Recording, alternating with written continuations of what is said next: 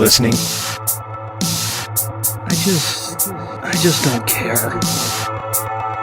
No one is ever kidding Michael Cole. Of course he can roll a grudge forever. This is wrestling. Welcome back to This Is a Workover. I like that. Can we workshop that? Workover. Yeah, we'll keep working on that. My name is David Hensley. I'm the owner and creative director of Long Walk Productions, and I am here to introduce your host, Shelby. And I'm here.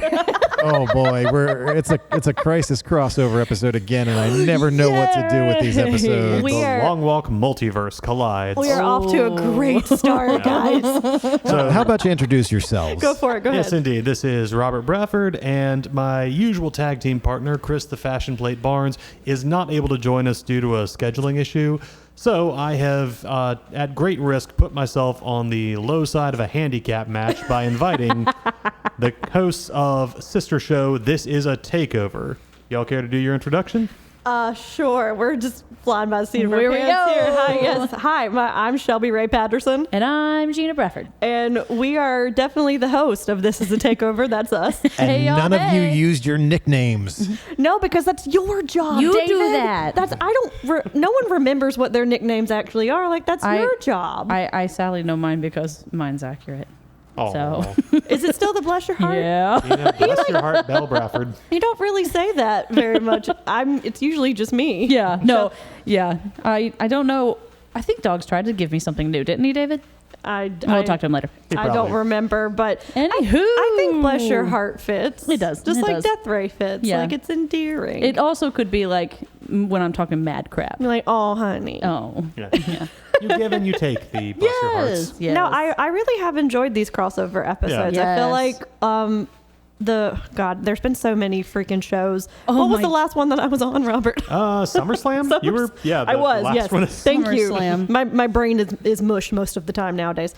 But no, SummerSlam was really fun. I feel like that was a really fun episode. It's really neat because I feel like there is, and we sort of tried to get into this when Chris and I had Two Dogs Haze on to talk about WrestleMania, to kind of talk about the comparative states of where AEW and WWE are right now. Mm-hmm. But that episode was crazy long. And I feel like this one actually works a little bit better because All In is kind of the big show for AEW right now, which, side note, we are here to discuss AEW's All In 2024 from Wembley Stadium. Woo! And coming right on the heels of WWE SummerSlam, it's kind of interesting to see what both companies put out there for one of their big shows. Because All In is, I mean, it's kind of supposed to be their WrestleMania show, right? Yeah. Like a lot of storylines culminate at this show. I mean, match or like show length is not really a good indicator for AEW just because they have so many matches all the time. Yes. But I do feel like All In for the past couple of years has had that kind of big WrestleMania feel. Yeah, I don't think AEW is quite as locked into the idea of like culminating and then resetting afterwards after a single pay-per-view in the way that WWE does with WrestleMania, but they're definitely moving in that direction. Well, seeing as how they have their next show, which is All Out 2 weeks Yeah. after, which when we're recording this, it's literally the next weekend. Yeah. Like, so we had All We've In. been running a marathon and I'm tired. Well, first off, just to peek into our lives here, we just closed a show Yes. that every single one of us on this show were involved in some way, shape, or form. We closed the show, watched All In. There's Bash at Berlin is currently happening as we're recording. Oh, yeah. And then you have All Out, which is the following weekend. Like, Yeah. I don't know how anyone who covers this for an actual living, because this isn't our actual living. Yeah. But like, I don't know how they do it. Yeah, There's absolutely no also idea. an NXT show this weekend. There is right? No Mercy, Oh which my goodness. we David, we totally missed that because we've been doing the show, right? So I've not been watching, and so I literally saw that Joe Hendry and Ethan Page are in a match for the Yeah. NXT title. That's the only reason I knew about it, because they were like, and right here for the main event. I'm like, wait, what? Wait, It was what? so crazy. Well, I've got good news for the two of you. Yeah. My evenings are free again for a Yay. while with no show to direct. Congratulations. So, yeah. So if you guys want to watch that and record this week, just tell me when. Any night other than Monday. We'll figure it out. Yeah. But I say all that to say, like, there's a lot of stuff to watch. Yes, there is. But I feel like this show in particular, like I thoroughly enjoyed myself watching this show. It was so good. And not that I don't like watching AEW, because I do. Obviously, I watch it every week. But sometimes their shows can be kind of a marathon for me. Well, I think you, just to kind of get behind the scenes on this, you got to watch this in 2 parts. I because, did, yes. You and your husband have a adorable little child who is not inclined to stay up late to watch the main event of an all And elite sometimes pay-per-view. even the husband. Yeah. So That y'all is watch. very true. Don't call him out like No, that. I'm Ted. I was with you 110%. We'll work on that with your child. We'll have her up to like midnight, 1 o'clock. No time at all. No, Oh, joy. I really honestly see our future being us having to pull her away from the shows versus the way that it is now. Even though she is such a huge MJF fan right now. Ooh. She is the biggest MJF fan, which I'm like, yes, you and your mommy both love the bad boys. She's also picked up the yes hands. I've noticed her. Yes, She's got I have that a going. video. My We have a heart. video of her doing the yes chants. Now, obviously, she has no idea what she's doing, and she's just happy that we are, happy that she's Yeah. doing it. But yeah, she's got the yes chants going. Full fingers. Yeah, it's awesome. But yeah, so I did have to leave right before the Osprey MJF match. So I do think watching it in multiple settings is good for me at the moment. It's fair. Fair. I being at a live AEW event earlier this year at Revolution, I still remember. That was this year. It was in Holy March. Yeah. Right. What a crazy time it's been. Gosh, that was such a good show. But man, you feel exhausted by the end of it. I don't know how people do that who attend like multiple live events a year. Yeah, that's some people's. I mean, that's their hobby. That's their thing. Like orange-haired lady. At AEW, there's that orange-haired lady. Yeah. She's in the same exact spot that green T-shirt man. Seems very I've hard to noticed her impress. because she has the worst resting bitch face. Sorry, lady. Speaking as a woman who also has RBF, you got to work on that, babes. It's rough. Also, put the phone down. Well, good for her. Same with green shirt guy for WWE. Seriously. Like if you have the money to buy that seat every single show, Yeah. which I'm sure that's not a cheap ticket. No. I mean, No, we've right looked. at ringside on hard camera side. Yeah, no, we've So- looked. That's a no-go. All right, so getting into the show itself, just a quick note: the beverage of choice. Yes. I admit Yes. I've been experimenting with a lot of mixology lately, so I was not drinking just one thing during this. But sort of the official one I'm going with is Bushmills Irish Whiskey Prohibition recipe. I'm really glad that you brought my whiskey. Yes, because this is in fact produced by order of Shelby Company Limited, a tie-in with Peaky Blinders. By order of the Peaky Blinders. indeed. By order. So 1608. I was looking. It's weird to be in a liquor store just trying to find anything with like a themed naming. I'm like, is there a dragon whiskey that works well? Is there a something with swerve in the name? Is there because sometimes I Right. just kind of run up against a deadline and I'm trying to find something where the name Because matches. that's your thing, right? Yeah. Is trying to find like a drink that goes with the show, right? And the traditional English spirit is gin, which is not. No, thank I've you. had some fun with, but is not my go-to, and certainly There's not something only I would ever drink. one neat. drink. And I don't want to set up like my mixing stuff here and be like mixing like a gin fizz. Oh, or a lemon Shelby's drop over favorite here. sound on the planet. Other ASMR lovies would love that, but this lovey over here would not. And I that would make my ears just grate off of my face. All right, so we start out with 3 matches on the pre-show, 9 matches on the card proper. I think we can get through most of the pre-show pretty quickly because Yeah. of the 3 matches, 2 of them were pretty transparently just let's give everybody their big Wembley moment. Yeah. And we open with a 16-man tag team match. I'm just going to see if I can get through all this in one breath. You got it. Tommy Billington, Kip Sabian, Rocky Romero, Kyle Fletcher, Leo Rush, Action Andretti, and Top Flight versus Jay Lethal, Satnam Singh, Anthony Ogogo, Rhea Daivari, Private Party, and the Dark Order with Evil Uno and Sanjay Dutt. Very nice. I was Yeah. going to do the Joe Done. Hendry clap for you.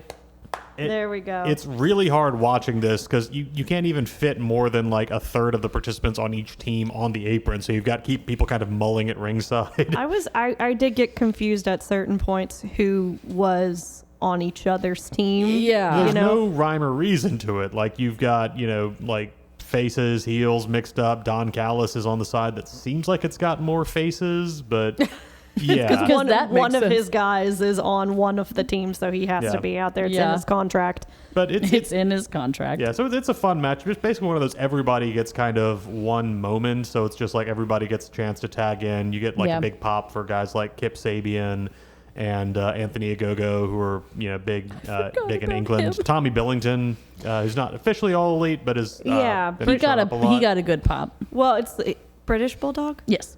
No, British. Dynamite Kid. Dynamite Kid. I've Yeah. said that literally every single time this That's why I- kid's name has come up. I'm like, no, he's British, so it's British Bulldog, and that's my ignorance. I'm so sorry. No, it's more so just that is something else because there is someone else, and we've talked about that person. There's a British Bulldog. Yeah, Yeah, there is. but it's not that person. not that guy. No, so sorry, my man. But yeah, so there's not really much to talk about.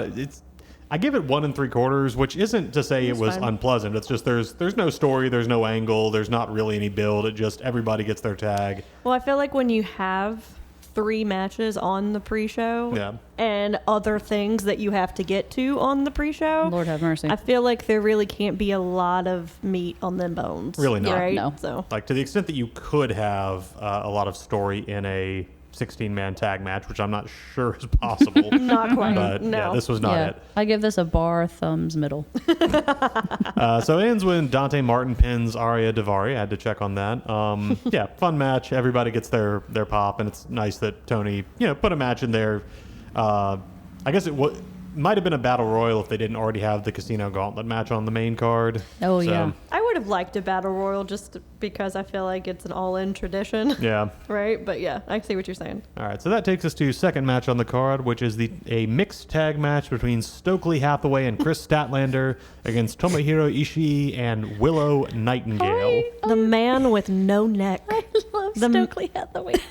I love that Ishii, like, this is the one thing on this show he's gotten emotionally involved in, is the conflict between Willow and Chris. I will say this whole build to this match was pretty great, which is why I was kind of sad it didn't make the main card. I can understand why, Yeah. but like, I mean, if you've been watching the shows on the weekly, like this has been such a funny build because Yes. Ishii, if you guys don't know, doesn't speak. Yeah. And then he's put with Willow, who's the most like energetic woman on the roster. Yeah.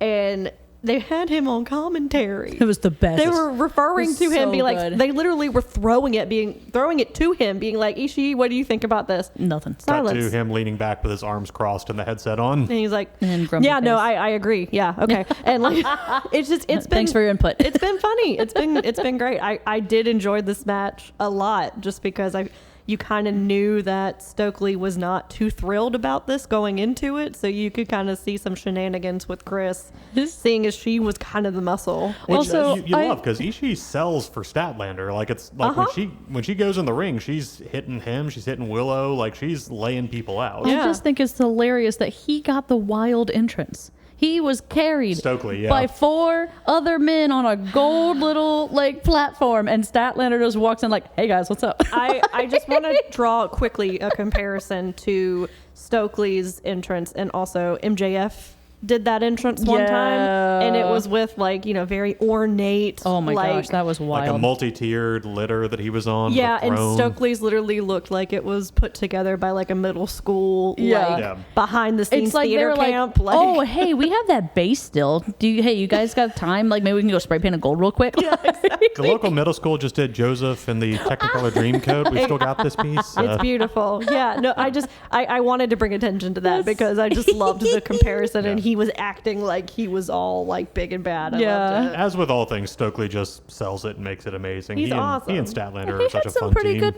moves. Yeah, he Didn't he power bomb Ishii? he does a spine buster There arm it that is. looks really good. Yeah. It is honestly. pretty good. Yeah, so most of it when they're both in the ring is just Ishii bouncing him around, but Stoke gets a little offense in. It doesn't Yeah. look too bad. But yeah, so eventually it goes over with. I'll be honest, I actually thought the heels would take this because Yeah, I got this wrong. with the outcome being Yeah. that whoever won this got to pick the stipulation for Statlander and Willow's singles match at All Out. It's like, okay, the heel gets it, and then they get to pick the. I even thought like we'd see Stokely get the pin, admittedly after Statlander knocks the person down and places Stokely on them. Sure. But not what happened. It ends up in one of those reality ensues kinds of ways, Stokely ends up in the ring without Statlander to protect him, and Willow and Ishii crush him. Yeah. Ishii hits him with a running lariat and pins him. I mean, the stipulation I think has already been announced, right? And Texas street fight, I think. Texas street fight. Yes. So she still picked a good one. So I think it still worked out. But yeah, usually when you have winner picks the stipulation, like most of the time the heel team will take that. Or I think they had to give it to her because of what happened with Mercedes. Maybe it's a consolation. Being like you can pick the badass death match that you're so good at. That So I gave this one. I gave it 2 3/4. Again, solid match. I do think Willow and Statlander, for how long they've been feuding and working as a tag team, I actually don't think their ring chemistry is that great. I like both of them separately, and it's not terrible. But I'm just sort of like I don't know. There are other matches on the card where I'm just like, these two make fire. The one that got me was the most recent promo she cut, where she was like, "And when we have our next match, this friendship is over." And I was like, this friendship was over when you stabbed her in the back. I'm confused. Wait, okay. I agree with the in-ring chemistry, just because the build-up and everything has been so great, and then when they do get into the ring, it kind of is a little anticlimactic, kind of. So yeah, I feel that.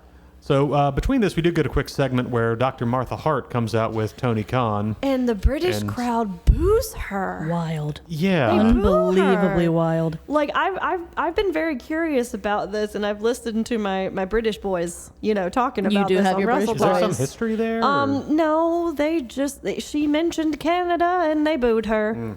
That was basically That's it. so wild, because though. It's the Wrestle Talk guys were there in the crowd, and they also thought it was strange, and they were just like, "Well, I guess it's Canada." Yeah. But But she even mentioned then, that it's she's from Canada, and they're like, "We're not from there, boo." It's so easy to forget that they're separate countries is the thing. Well, that's what they were saying. They were like, "It's the Commonwealth. We don't acknowledge the Commonwealth in this country." Come on, guys. They've got your monarch on their money. Doesn't that buy any goodwill? Commonwealth.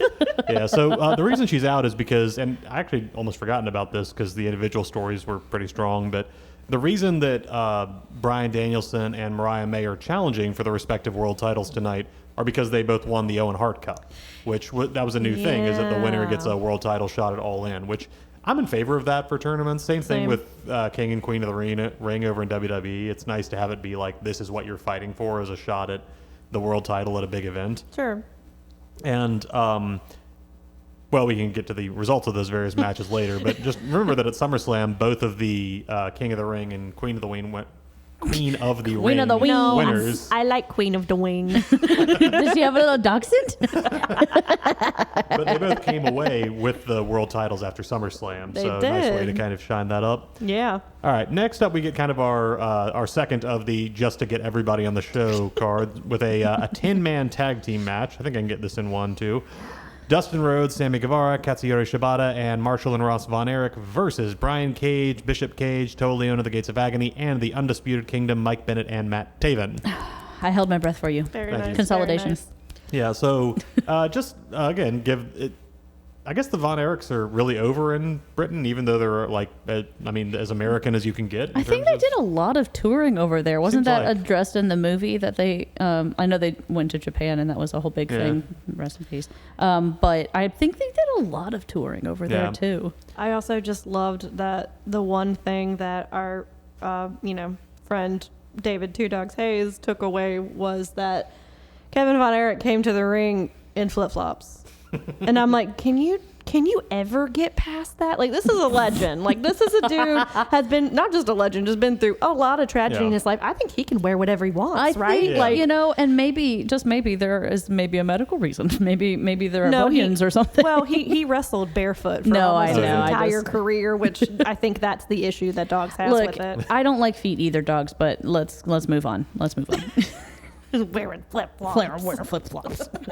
Yeah, so One other awkward note about attire was that apparently both Brian Cage and Sammy Guevara were wearing Wolverine-themed gear. I was really hoping that you were going to bring that up. 'Cause Yeah. I I was gonna didn't bring notice that it, and I up. should have noticed that. It's been Brian Cage's thing for a while that he's the Wolverine.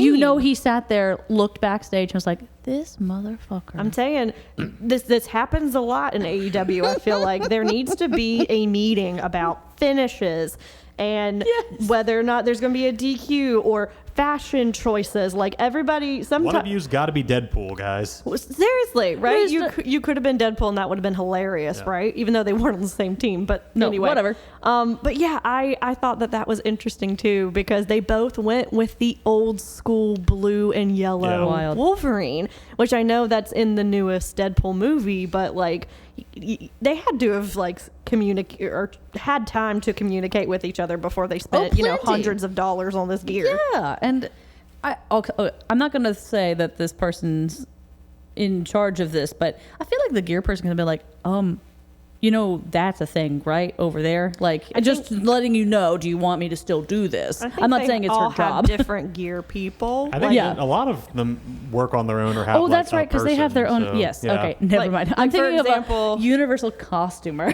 That's how WWE used to be. Yeah. Or at least that's how it was portrayed in Total Divas. I don't know if that was actually the case. They had this one lady that was like the miracle costumer backstage. Yeah. Wow, Wow. I bet she has some stories. But like for example, Mercedes's husband like makes all of her gear. Really? Right? Like so I think they have it's like a stylist. They have their own individual. Okay. They got their This person. is Yeah. the former Sasha Banks Yes. and her former husband. Is it former husband? Yeah. Oops, I'm sorry. I didn't know that. Yeah, I apparently didn't there was either. a question at the post-show scrum that she got a little was not totally happy about. So I'm being guessing asked. he doesn't do her gear anymore. Yeah. Maybe she's got somebody. Okay. Well, we can It's move the on from that. corgis. Yes, The indeed. corgis do it. So yeah, match is fun. Again, another one where everyone kind of gets their spots. Dustin Rhodes still looking great at his age. This is a good Yeah. move for Justin- Sammy. I just think to so pair him with too. somebody else. Yeah, because he needed a revamp before all of that stuff happened. I do think it was kind of unfortunate with this last incident, but I think he was gone for such a long time now that I feel like putting him with Dustin is like such a good move. And it was a nice thing they did with their sort of residency in Arlington, where they were doing Collision there for like 6 weeks in a row, and it was a good chance to have a lot of Lucha guys and a lot of Texas guys, and just decide where they're. Because Sammy is from Texas originally. Yeah. Yeah. Oh no, I was thinking of something else, but I'll bring that back up. Like a chance to reboot him in front of a friendly crowd and come out with some momentum. So Sure. they are the ones who go over. Dustin. So Sammy hits a swanton on Matt Taven, and Dustin gets the pin. Afterwards, Kevin. So all the heels beat down the good guys, and Kevin comes in, stares down everybody, and then puts an iron claw on. I think it was one of the Gates of Agony. I forget who he locks it in on, but then everybody else on the face team also puts their own iron I claw was about to in. say, yeah, by the end of Rawr. it, all of them Yeah. are dying from the Iron Claw, So which nice, is great. really nice that he gets to do that in front of the biggest crowd this company has. Yeah. Just a nice. I hope they have like a feature about that on the Iron Claw Blu-ray, which they probably don't because that got released on Blu-ray months ago and this just Sure. happened. But Well, and with this being, this is the last match on the pre-show, right? yes, Just a fun fact. By the end of this third match on the pre-show, we have seen 42 wrestlers Oh my God. wrestle. That's wild. I heard that stat and I went and looked it up and it's true. let's see, 18 plus 10 plus 4. I'm not gonna do math in my head. Okay. But anyway, it's a lot of That is fucking a people lot. to see on a pre-show. I just wanted to Yeah. point no, that that's out. really, really Which, I mean, wild. that's, Yeah. again, Eight- nice to fly people over and get everybody in. 18 plus 10 plus 4 is 32. So 32 people. Okay. Still a lot of That's fucking still people. a lot of people. Yeah. Yeah. Either pre-show. way. But also, quick little tidbit. Do you think that there was a clause in Mercedes' thing where she would not be near or around Sammy Guevara? Well, do you think that was something that had to be? I think they squashed that Yeah, beef. Yeah, cool. Okay. That was the word Yeah. even after it first came out, was that he had spoken to her privately and apologized, and Okay, they were so- okay going forward. And they're so far. Like, I mean, clearly she wouldn't have accepted the job here if she felt that wasn't a thing. But I didn't think about it until just now, and I was like, oh, I Yeah. forgot about that. That was a whole thing because He tends to do this where he just disappears after doing something and then comes back. And I think this is like 4th time this has happened. So maybe he's picked up heat with some people, but there haven't been any reports on that one. So I think they're okay. Let's see. So we don't have any more matches on the pre-show. We do have a segment that I would like to mention. Sure. Where Saraya comes out along with Harley Cameron, leading members of, I guess, the Knight family and her family's wrestling promotion. Which a lot of people that I did not recognize. And well, Dogs also made commentary on that one. I'm sure. And I'm looking like, which of these people did Nick Frost play, I wonder? Ooh. But so she comes out to the ring and honestly not a huge pop from the crowd, but is challenged. There's an awkward moment for us watching in the room because as part of Soraya's promo, she's like, I am the best British women's wrestler in the world. I dare you to name someone better. And they're like, let's see. All of us paused. A lot of Australians come to mind, or they were like, Mariah? Scottish, Nope, that's Australian. yeah, some New Zealand. And we're all singing, and then suddenly music hits, and Jamie Hayter and all of us out. collectively go, oh!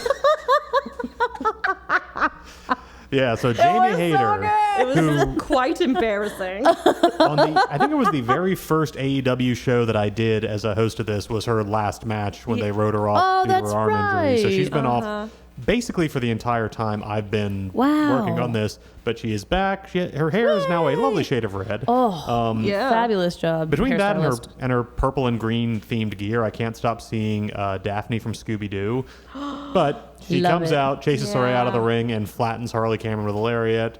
And she is back full time, which is just awesome. No, it's great. It was such a swerve. Like it was.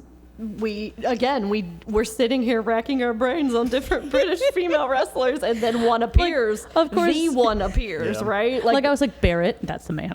Like just going through. McGinnis in a wig? No. What? I can't wait to talk about that. Okay. Yeah. So, and then the other thing they do is while the pre-show is going on, they start doing the entrances for the London Ladders match, which is going to be the show opener. Which I really liked that. I feel like just from a business side of things, if you're wanting people who are watching your free pre-show, right? If you are wanting people to buy your show, then having the wrestlers who are going to be in the first match make their like big grand entrances on the pre-show, I feel like is a really good way for people to encourage people to buy. And then to have it cut off and be like, oh, wait, crap, I was watching that. And then you'd be like, oh, this person's in it and this person, and or like this guy looks cool if they're not familiar. Like, I feel like that's a really smart good job, AEW marketing. Like, versus having, they're having good shows on the pre-show, like that helps, but I feel like that is such a like last minute. Okay, so you saw all these, but this is the real show, and here are the people that you're going to see. It's that Geico commercial with the guy with the $1 bill and gotta be quicker than that. Yeah, come get your money. There are different schools give us your of money. thought. You can have exciting matches and then a build up into the opening match, or you can have people on a panel repeating talking points for 2.5 hours. Different takes with one of the worst humans ever. Right, and I feel like they do have people who are doing talking points throughout, but it's definitely not as much. I could hear and watch Renee speak the encyclopedia, and I would be way more entertained than what I would watch elsewhere. Oh, sure, because nobody watches the WWE pre-shows anymore. And no.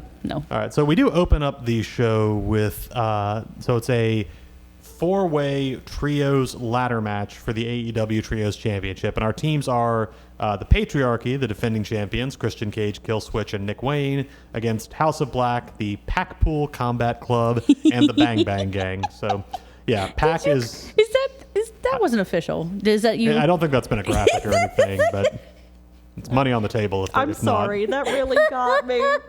If it's not, that is money on the table. So yeah, Pac has joined Claudio Castagnoli and Wheeler Yuta in this trios challenge. Which, can we talk about the week that Claudio Castagnoli had? Because goodness gracious, my hubby, my king, take a nap. Okada to a 20-minute draw on Wednesday, and then they filmed a match for Collision later that same night where he's in a trios match. Where they defeat Top Flight to get into this one. He flies back across the ocean to Mexico to compete in the CMLL Grand Prix, which is an hour-long elimination tag match that he wins as the sole survivor, and then comes back over to be in this match on Sunday. Man. And these are not just like a singles match here, a singles match there. No. These are pretty brutal affairs. Also, if you're not aware that they film, what is it? Collision? Not Collision, or They usually do Rampage after Dynamite. After Dynamite, you would think that this man is superhuman, Yeah. right? Yeah. Because if you're thinking that it's, he's doing something on Wednesday and then Thursday and then Friday, and there's not Yeah. No. according to the laws of nature, that is not supposed to happen. But so if you're looking at it from that perspective, it's even more impressive. But the wild. fact that they still wrestle, he wrestled twice on Wednesday In one night. in one night. So because he appeared on Rampage. So it's just, I don't know if and when that man sleeps, if he needs to, if he just has to, if he has a USB port that he just plugs himself into. He's Swiss, so Coffee. Oh, he uses metric sleep, which is more efficient. Get Sure. out of here. yeah, that's true. But he does have his Blackpool Combat Club coffee. Yeah. The coffee club. that is true. I'm sure he has a lot of espresso. It was his nickname, in fact. I do love that the patriarchy, just the way that they got into this match, Golly. and how you have Christian who literally was hands up. They cut to him and he is running backstage. It opens with Kill Switch and Nick Wayne getting beaten down by everybody else in the match, and then we cut to Christian just jogging back up the ramp, looking Okay, over his guys, shoulder. you guys got this, right? Oh my I'm gonna be gosh. backstage at He's the catering. worst. He is the worst father, right?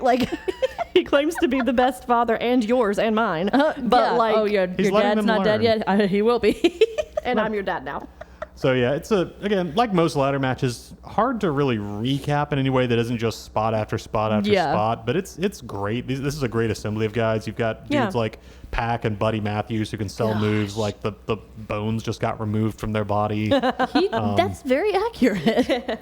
You've got the Guns who just have this amazing ability to just throw themselves around the ring. Yeah, you got your strong yeah. guys like Brody King and Claudio and Kill Switch. It's a great assembly of talent for this kind of match. Yeah, no, I agree. And I feel like the Guns sometimes don't get the credit that I feel like they deserve. You know what? That's because fair. They really do build good stories. Yes. They may not be the main forefront of that story, but they're always involved. Yes. And the match is always, I feel better They're a pillar. for it because they get good heat. Yes. Right? They know how to get good heat. And I feel like sometimes that's needed in something like this because then you just kind of, forget why they're there, which I think when we talk about another, match that had a team in it, in my opinion, that just was kind of there. Yeah. You remember why the Guns are there. Yes. Because they have told this story. They're And they're they got good. taken the titles, the titles got taken away Yeah. from them. From the man that they're wrestling. Right, exactly. So there's a reason to be there. So I do feel like everything that they're in, there's a reason for them to be in there. Yeah, and it just all across the board. Let's see. Christian does eventually return after everybody else has gotten knocked down. When everybody's outside the ring, he runs in, grabs a ladder, and Stupid tries to little set it up. turtleneck. But Brody King and Claudio grab him, heave him to the outside where everybody else is assembled. They catch Christian, gently set him down, and he has this moment just staring in a circle around him, clearly thinking if there's a way out. There's not. He gets beaten to the floor. Yeah. And does that set up for the finish? I think we have a little more because Yeah. Shayna Wayne gets involved at Shayna one Wayne. point. I think she that's uses an right. aerosol spray on somebody. Juice and they caught blocks him, it with a chair. That's right, because she's Honeycombs. It's not Kill Switch that is a part of this trios team. It's Shayna Wayna. Yeah. It's not. She's the third holder of the belt. She actually Unbelievable. in the graphic, she's the one holding the belt. Luchasaurus is only defending. Sorry, Kill Switch is No, only you had defending it right. only defending it under Freebird rules. But yeah, so she does. I'm pretty sure she's not trained for in-ring work because at one point, Juice sets her up for a slam through a table on the outside, and then Kill Switch gets involved, so she gets right up to the edge, but quite understandably, most of us would not. She looked real stiff. Yeah. She was a little scared. I would be too, though, if the Honeycombs man was about to throw me to a table. So obviously, Pac is the big hometown guy here because the British crowd loves him. I'm gonna give you all a minute. Sorry. I'm good. No, go Pac ahead. was not able to wrestle at last year's All In due That to sucked. injury, That so did it's suck. obviously, and he almost wasn't able to make it on this one because initially this was supposed to be Death Triangle slot. That's but true. with the reports that Penta and Rey Fenix are going to be moving over to WWE, Do you that need a left tissue? Pac in a little bit of limbo. I hope they get treated as well as they deserve. Honestly, I'm worried like you. I get it. don't have a lot of faith in Triple H's ability to book talent of this variety, I'll say, because No, it's fair. between Dragon Lee and Andrade coming back, it just sort of seems like everybody gets plugged into the LWO Legado del Fantasma vortex, and I don't want to make assumptions about why that's being done, but Sure. yeah, just get those guys in. Sorry, this is not a WWE episode, and I don't want to get off on that. Well, on that same kind of note, I'm glad. I know I'm jumping to the finish here, but Yeah. like I am glad because it does seem like Death Triangle was supposed to Yeah. win this, Yes. right?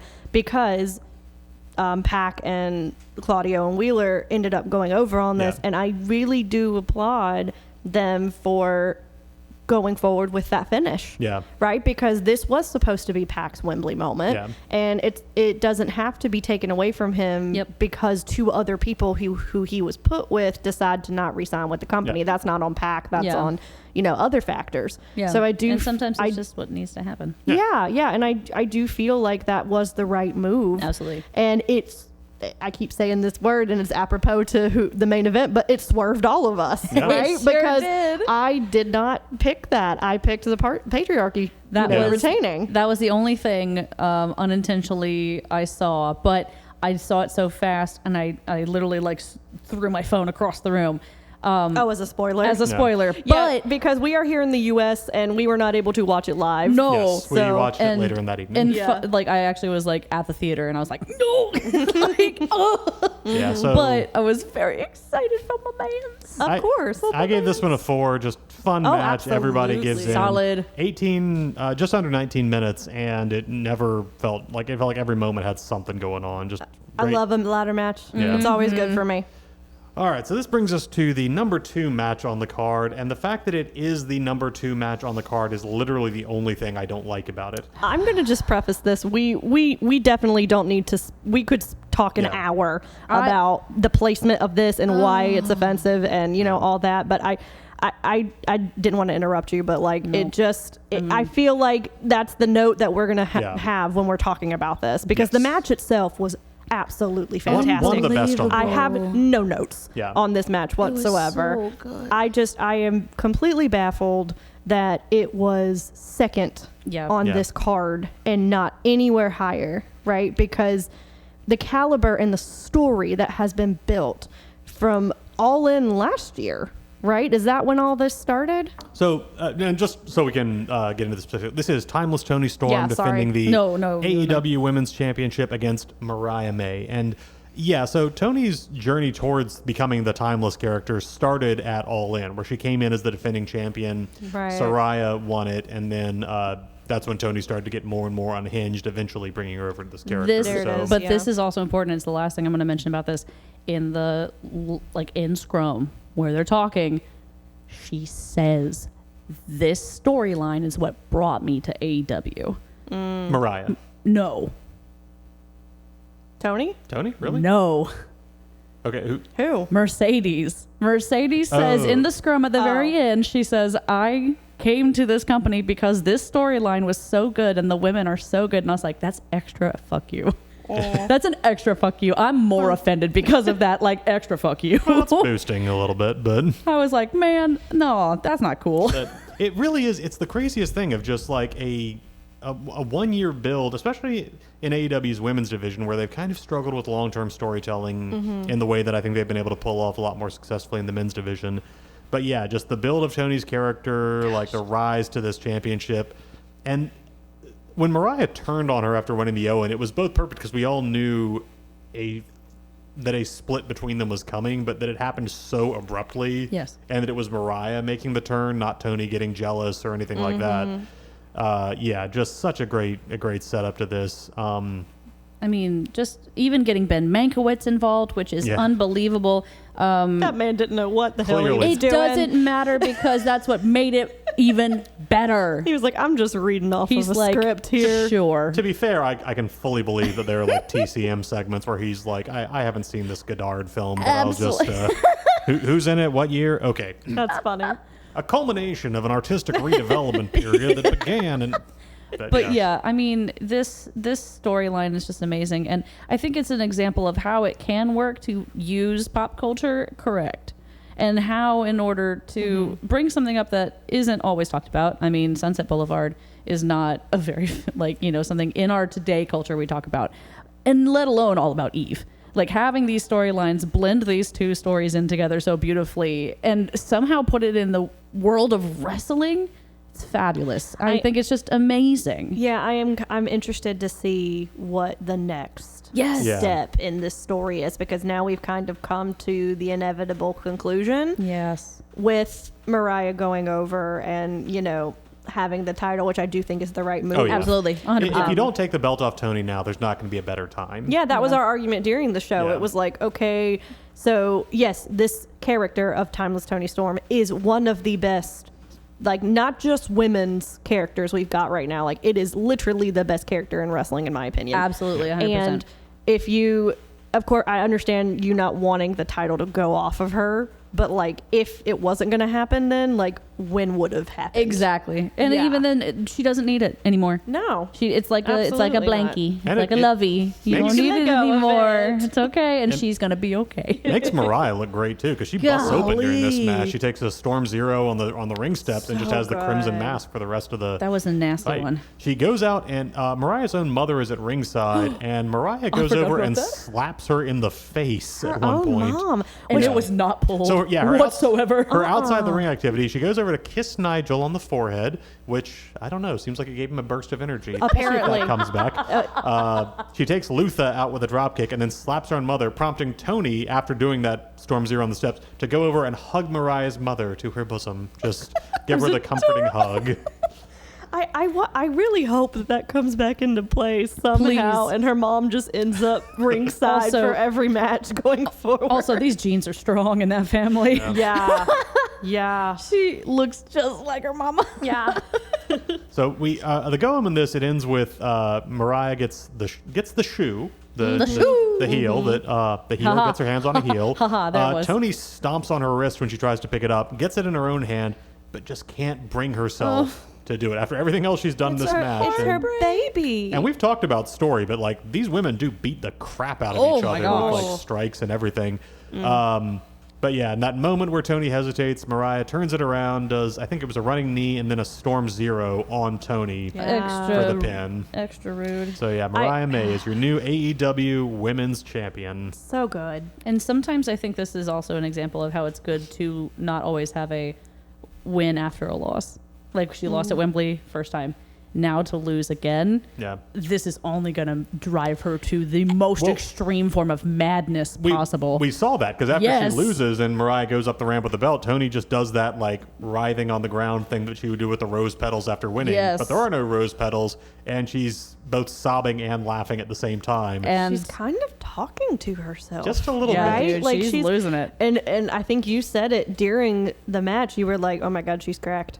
Like she's like gone, this dude. is it. Yeah. Like this is the descent that we're about to see. Like this is going to be insane. I mean, if we keep up the sunset thing, now Luther has to construct like an elaborate fantasy world around her in which she's somehow still the championship, and the most dangerous thing anybody can do is puncture You that bubble. are correct, my So man. now I'm wondering, and maybe I'm reading this too literally, but who would be the Joe in this scenario? Who would be? Well, originally when they started, I think they had Ponytail Man. I can't. His RJ name- City? RJ City Yeah. was originally going to be that Joe, because in the very first beginning they had him sitting there chilling, and then he just didn't come back. And I think that. But I think it's going to have to be somebody that's new and younger, as in like a literal like wrestler. Yeah. I Which- think that's what it's going to have to be. They may not go that literally, and it could just be I she hope goes they crazy do. or they could bring in some third like classic I like was double thinking- indemnity. I was thinking thinger. Baby Jane. Ooh, yeah. You I could was go thinking all, Baby Jane. You could go all levels of directions with this, This and is I'm so excited to see where it goes. So yeah, I gave it 4.5. A Fair. million. A Wish it million had been later Regals. in the card, although I kind of understand because seeing it, if we were to swap this with another match on the card, and I think we can all agree which one we would have swapped it with, Yeah. that one had to deal with a dead crowd because of the match it followed. So it was possible they wanted this to be early on, fresh crowd, everybody's hot. That's polite. I see the argument. This was so good, and I wish it had been part of like a great run into the main event. Sure. But 4.5 though. If it had been though, you know what would have happened? We've had the same thing with Revolution, where we're like, Yeah. like dragging our asses. Yeah, that's very true. Like As a much marathon. as yeah, because Lord, So next up we have hi guys, Chris Jericho. that's really good. Defending the For the World Championship against Hook in a For the World rules match. Again. Yeah. We're this is the, like, I know we always say this on other pay-per-views and stuff. Could have been on Rampage. Honestly. Could have been on Dynamite. Like, this one did not, in my opinion, did not need to be on the card. But Yeah. I think what happened is little prior to this, not going to take long, but when they were having their, what was it? It was not Rampage, but the one, Rampage, right before it was Wednesday. So when they were having Wednesday, Bill and them had a match, and Wales Big Bill's lost match on Dynamite. their mind. They lost their mind and were like choosing Bill, and you can see in the ring that he's like, why are y'all cheering for me? What are you doing? Hook had to defeat Big Bill in a match leading up to this, and the crowd got wild for Big Bill. And they booed Hook. Again, it was wild. I have some British insight on this. Oh, 'cause yes? I watch Wrestle Talk. Is there? They confused him with their own clock tower. Good suggestion, but no. Okay. The way that they explained it still doesn't make much sense to me. That's very British. But British crowds, if they are bored with something, they will find other ways to entertain themselves. Oh my gosh. And they said that it was very evident that the crowd was really not into this. So there was a group of people that started chanting for Big Bill. And then another people over here heard that and started and joined in. And then another group and then another group. And then it gets to everyone in this arena in Wales chanting for Big Bill. That doesn't mean that Big Bill is over. That's hilarious. That just means that they were latching on to whatever aspect of this match that they could have enjoyed. But they just weren't into the main people who were in it. And so when British crowds get into a certain chant or whatever, they go all in. That's amazing. Right? Like That football blood they have. it is, because Yes. that's where all their chants come from. That's where you hear the Cody Rhodes, Cody Rhodes. Like that's from football. So like they had a good one for Jeff Jarrett too. they did. They had a It's great the one. same. That's also Yeah. from football. Yeah. So like I feel like Double J. that in that aspect, that doesn't necessarily mean that Big Bill is over. No, that even just better. means that they were latching on to anything they were- could so during that match. essentially they were like, we're bored, let's add something to this. Everybody is over Jericho is the consensus. Yeah. Right? Which is a shame because Big Bill's awesome. No, so. he is. And He I is. think that in another universe where he wasn't attached to Jericho, I still think he could get over like that. Yeah. But I hear all the time it being called the Jericho mid-card vortex. Yes. Right? Which- like he that- just kind of sucks in these mid-carders that he can attach himself to. And this is not saying that he is a bad wrestler and that it was not great, right? Like it's just I mean, it's a solid, hardcore rules match. Like they Yes. bring out weapons, Rules cricket that balls. aren't rules. Hook gets out a cricket bat with "Hi Guys" written on it, which was fun. that was fun. But yeah, it's just sort of like we've seen this stuff before. Yeah. We've seen Jericho do this bit before. It's like, Jericho found some very random object to throw on the ground to then try to throw on someone, but then it doesn't get thrown onto the other people. He gets thrown onto it. Well, that's just Cricket classic balls. wrestling. Yeah, Cricket balls. That's I what don't- this one was. Yeah, the other ones were like random shit as well. Which so. he Credit him missed for- all of the He balls. missed Yeah, all of which them. not entirely his fault, but it's just No. like credit him for being willing to take a German suplex that spot actually probably onto would've hurt like a onto a bitch. pile of cricket balls. No, and I guess that's what I'm trying to get at. I'm not saying that he's not willing to go there with these guys, because these guys are significantly younger than him and he is going toe to toe with them. I just don't necessarily know if I want to see it anymore. He just needs yeah. time away, but I think because he knows he's pretty close to the end of his time, no matter how, he's still in good shape, he's still doing all right, but he's only got so much that's left. And I think he's unwilling to take the 3 or 6 months away to rebuild himself and come back as something new, which is what people need. Instead, Yes. he's just really changing almost on a week-to-week basis of, this is my gimmick now, this is my gimmick now, this is my gimmick now. Yeah. And there's no way to latch onto a new thing. Because there's a fireball that was thrown in the lead up to Fireball. this. Yeah. And the learning tree is not a wizard. No. Yeah. Right? Which was the previous gimmick. So, like, why is there a fireball that's being thrown by the learning tree? Yeah. Like, I think we're trying to throw everything at the wall and seeing what sticks. And it's also And, painful yeah. because I remember The wall is sticky and nothing's. the bit where Hook nothing's comes happening. out with bandages on one eye from that, and then late in the, like at one point Jericho gouges him in the other eye, so Hook's just swinging blind, and then yanks off the bandages to reveal that actually he can see. Literally what happened during Mox's championship match with Jericho at Revolution 2020. You guys Like, can't it's see just- this, but we're pointing at him. Yeah, So so it's just strong. like we're even the beats that are fun are stuff we've seen before. So No, that's true. Yeah. And I bet it's not writers. I bet it's him being like, I really like this is what we need to do. Well, And I think it's like, Jericho nobody- no. especially has enough sway in Yeah. AEW that I think he is presumably responsible for a lot of Yeah. what goes on in his programs. I would say And, so. Yeah, I was fine just- when he was on commentary. Yeah, I just- didn't have an issue with that. So- Go on back on commentary. the one big pop of this match is that pretty much the whole thing, Big Bill and Brian Keith are interfering. It's FTW rules. There's no reason they can't. So Hook's basically fighting a 3-on-1 match. And at one point, Taz gets so fed up with that he gets up from the table, comes up behind Brian Keith, and locks him in. Let's call it a modified Taz mission. As Taz notes, there is not a joint on his body that doesn't need replacement surgery at this point. So. Very fair. But he gets it in at the same moment that Hook has Jericho in the red rum in the ring. Jericho taps, and Hook is your 3-time FTW champion. Yay. So 2.5. Yay, Dad! Fine. but Here's my thing. I feel like they can retire this belt. yeah. Like, I don't know if they're gonna, but it would be apropos to have it be retired by Taz's son.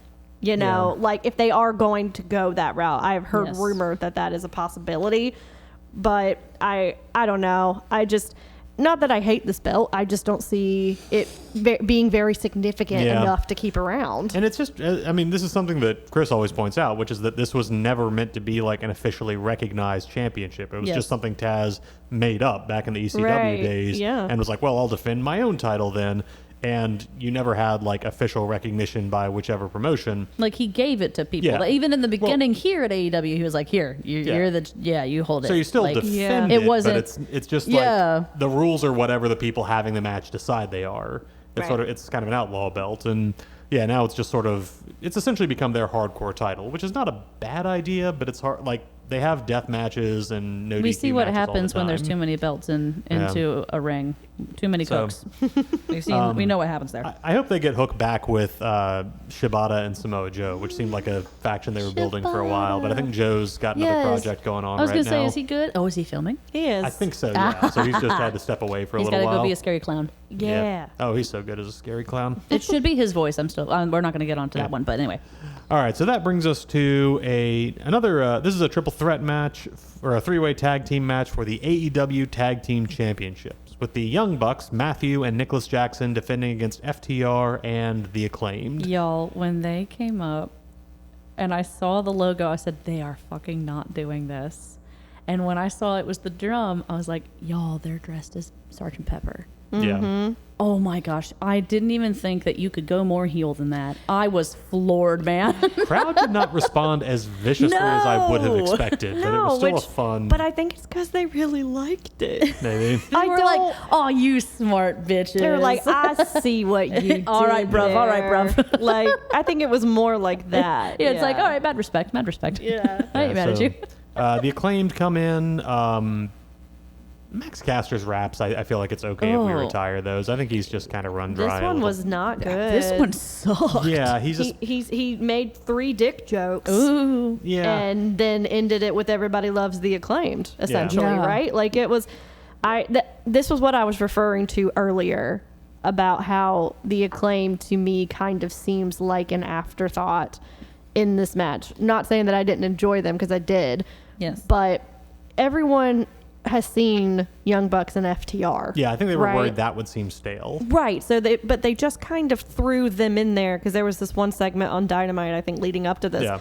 how FTR and the Young Bucks were doing a really good like back and forth exchange, and you thought it was kind of done, and then the Acclaim comes out and they're like, yeah, we're here too. Yeah. And I'm the best in the world, which I'm like, there's like 5 other people before you Yeah, so saying that they're many. the best in the world. Like, you need to Yeah. come up with something different to say.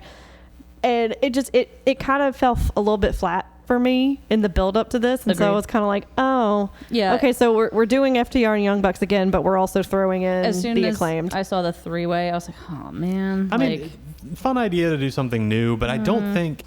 But it's not new. Well, we can talk about it here. Reportedly, they had kind of a cutoff time, a curfew. Like they needed to have the event more or less done by 10 p.m. Due to some sort of local regulation. Oh, so for a lot of, All In? Apparently, yes. So some matches got a little bit truncated, and there was one specifically that had segments cut off. This match was 12 minutes long, and I did not think the Bucks were capable of doing a pay-per-view match that was under 20 minutes, let alone You under 15. know what? I didn't think about that, but you're right. So it's not a bad match, but it does feel like it doesn't quite rev up in the way that. And again, I've liked and not liked some pay-per-view matches from the Young Bucks. I mean, I think I'm not as bothered by the spot-heavy nature of their wrestling as some folks are, but I do see how it can kind of start to chafe a little bit after the 34th 2.99 kick out after an impossible like double tag team move. But it's a thing that works when it revs up and there's just a sense of, oh my gosh, the match is so high gear, it's so insane, anything can happen, and it just didn't quite feel like this got there. I did feel like that towards the end of the match. Like there were some times where like Max Caster and one of the FTR guys, I can't remember, they did a shatter machine together. Yeah, like he jumps into the other guy's finisher. Yeah, like, and there was a few finisher exchanges like that, which I was like, oh, that's fun. Okay, that was cool. But I think it really kind of stopped with that. Yeah. And it did feel a little lackluster. It felt undercooked. Yeah, like, yeah. I think these guys could all come up with a stronger... Bowens works hard, by the way. I like Bowens a lot. Oh, but yeah. What I hope so much when they do the Continental Classic this year that he is one of the... Max needs a break. Yeah. Bowens needs to be pushed. Go back to the writing room and figure some more raps out if this is what you're going to continue to do. And if not, then something else can come along too. I remember at one point Swerve got interviewed and it was like, oh, you're like an artist in your off time, and Max Caster, have you guys ever thought of doing like a rap segment in the ring? And Swerve, I think diplomatically was like, beautiful. He's like, well, I do my work in a studio. He's like, I do, well, he didn't mean it like a singer. No, I know, but he's it's like, more I don't freestyle so much. He's like, I write, I get things, I work on stuff. I'm not an in the moment guy. Basically, he was saying like, we both are the same, but he's a different style than me. Yeah. He's rock and roll and I am folk music. Like, I mean, essentially like that's what I'm getting from that. So, go home on this one. Daddy Ass gets involved at one point, does a famouser onto a tag belt, which is fun. With the belt in the ring, I think Matt Jackson hits Dax Harwood in the head with it. Dax still kicks out, but then they get him with an EVP trigger, and that's the bald, pin. not unarmed, or not armed. FTR bald, not FTR armed. Okay, thank you. Yes, so, Shelby, this is real. Y'all are killing me with these tonight. Like, do y'all? No, I know really you. do. I know Some of these you. are from the internet. I know you live together, right? But do you just like on the way here? Do you come up with like different things, or is this just a natural He thing? said that when it was the big pinnacle during that. I was like, no, I need that. A lot of these I'm are going to on remember Twitter. these people that way now. Okay. Please use that. All right, hold on. Refilling. Oh, that one hurt me a little bit. There's the sound. Making sure David's awake over there. Shelby's like, still pour it for me, but Give me a pour, please, so I can recover from that sound. That's good, thank you. But yeah, so That was so loud. the Young Bucks retain. We don't need to make a whole thing about like what wasn't on the show, but it is weird that the Elite versus Tony Khan story that they were building up with Jack Perry's return does not factor into any of the stories on this card. What a wild thing Yeah. if Tony Khan came and interrupted that. Like, he like pulled some bullshit.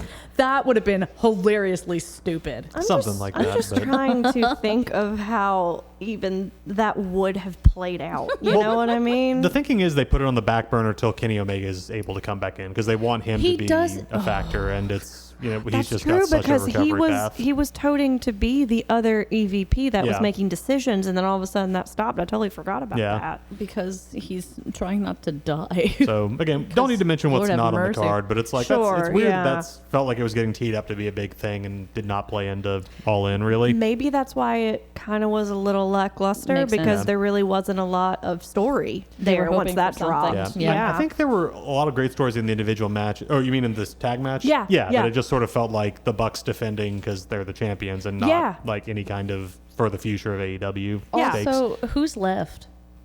For them to defend? Yeah. Well, funny you should mention that because after the match, everybody's facing down, music hits, and we have the grizzled young veterans arriving in the ring. They stare down the Young Bucks and then turn and beat the crap out of Dax Harwood. Although they did clarify in a segment after the show, they're not doing that to protect FTR. They're doing it because they've got their sights on them and they're taking out competition. Yeah, which I love because that makes awesome, sense, man. right? Like because FTR has been the perpetual #1 contender for 2 years, right? I mean, just whoever has the belt, right? It's always going to be FTR.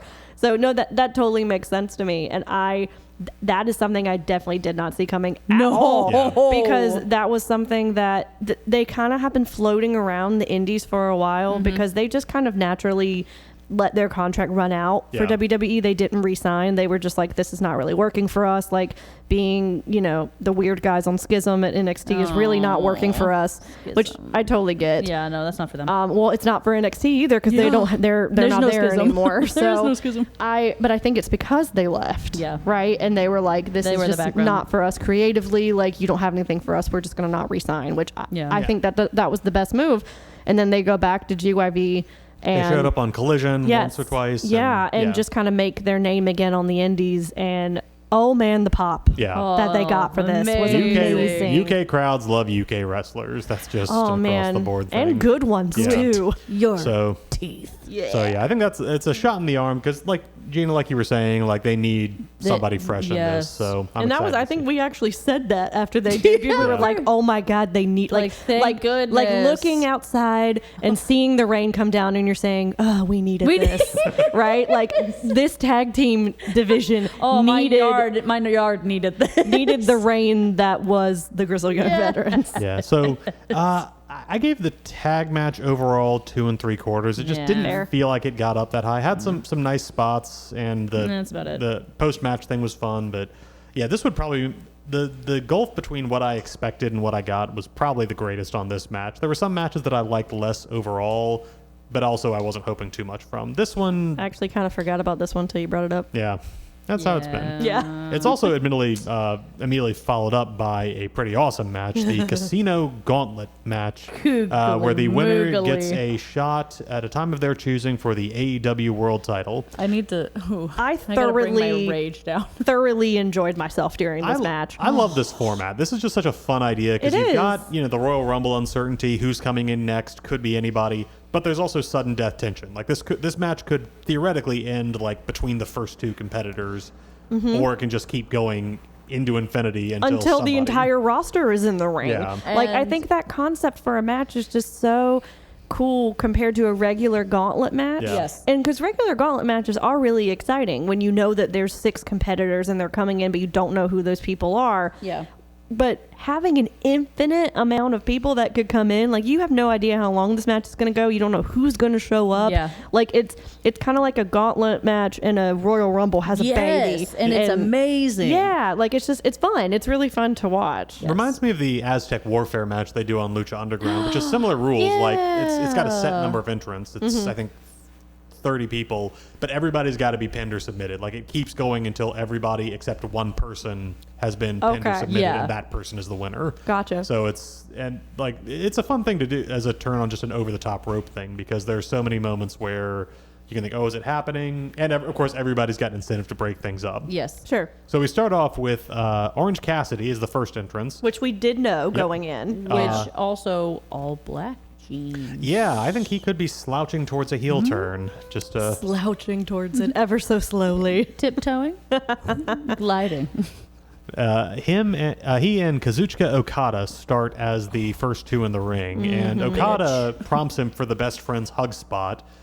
Brings it in, they embrace, turn, and Okada facing the hard cam just brings his face up and does that total drop of emotion, which is just, I don't know how he does that. That hasn't stopped being fun for me. So good. Like, and just his comedic timing Yes. is just amazing. Like it's so fun. Like we know what he's gonna do, and it's still funny. But you don't know what variation Exactly. of it you're going to see. Like it's different every single time. It's so great. Oh, And man. so we get the first of, I would say, 4 just roof-shattering pops in this match. Jesus, yeah. When, for the number 3 entrance, we have Nigel McGuinness coming out for his first, I think, in-ring appearance since 2012. Yeah. Good for you, sir. yeah. British So- crowd went in. Oh my gosh. insane. We went insane too. Well, and like you had mentioned beforehand, I mean, obviously it was the forehead kiss from Mariah May that empowered him to be like, you know what? I'm going to go for this. I just imagine there was a Popeye segment where you saw like the muscles visibly like run up and down his arms. Mariah May's kiss is his can of spinach. Also, it was so funny because at that moment I was like, "Oh shoot, he's not on commentary. When did he leave?" They should have. I wish they had cut to the commentary table and you see his headset in the air for just a second before it falls. Just And then like a dummy just comes in and replaces him. They were like, wait, I thought he was quiet. it's like, "Oh, Nigel, did you fall asleep?" And it's like Jet Matt lag. Menard with Yeah. a fake mustache or something, being like, "It was me, boys." I was in on it the whole time. No. But yeah, so McGuinness is back in the ring, and honestly, he just got all the pop he needed just by walking down that ramp. Yeah. Does pretty well, like some rust. It's Yeah, a been little 12 bit. years. Yeah. Keeps up pretty well though. Like I you've got mean- Okada and Cassidy working with him. He gets like his big spots. He's no indication yet if this is going to be a full-time return or if this was just like a one-night deal. Seems like Yeah. he's going to want to take a shot at Danielson before he, at least during Clam this run. digger. But I mean, that would be the only reason why Yeah. he would have been in that match anyway, right? Because Yeah. I mean, not he couldn't have foreseen like who was going to win, but Yeah. like that could have been his motivation. Like if he does, if he doesn't retire, I'm gonna get him. Like it's. Yeah. I think it was a good moment, and like you said, he did have some ring rust, I think, but I think overall, like he got by. Yeah. He was Yeah, impressive definitely did good. Yeah. compared to where I thought it could be. Absolutely. Especially with other instances with a different company yeah. where Sometimes those these are not always you also sometimes have like in the Royal Rumble where like a legend will appear, get 2 things, Yeah. 2 moves, and then get tossed out. Where it's like, okay, we do not trust you to do any more of this without yeah, like your, please without don't your get knees hurt. Like exploding. please. yeah, but he Yeah. was in there. Yeah, He no, did great, he- man. Yeah, and so let's see. Next up, we have Kyle O'Reilly, and then another huge pop for Zack Sabre Jr., fresh off a win in the G1 tournament. Roderick Strong, Mark Briscoe, Hangman Adam Page, who beat Evil Uno into the ground to get this shot or get this slot in Wild. Yeah, in the I Casino didn't. Gauntlet. I didn't make that connection at first because I was like, oh, well, they didn't get to Evil Uno, but it's Yeah. because Hangman. Hangman took him out, which it didn't click. See, for my me, brain but just originally thought that it was like, oh, they just never got to him. that was what I was saying. Yeah, But yeah, no, it literally was him being like, he's dead. He is dead. He's DED dead, passed out dead. He killed one of his best friends Yeah. to get to this part of the show. I'm ready for Johnny to just start wailing on him Whatever and he to have can that do. fight.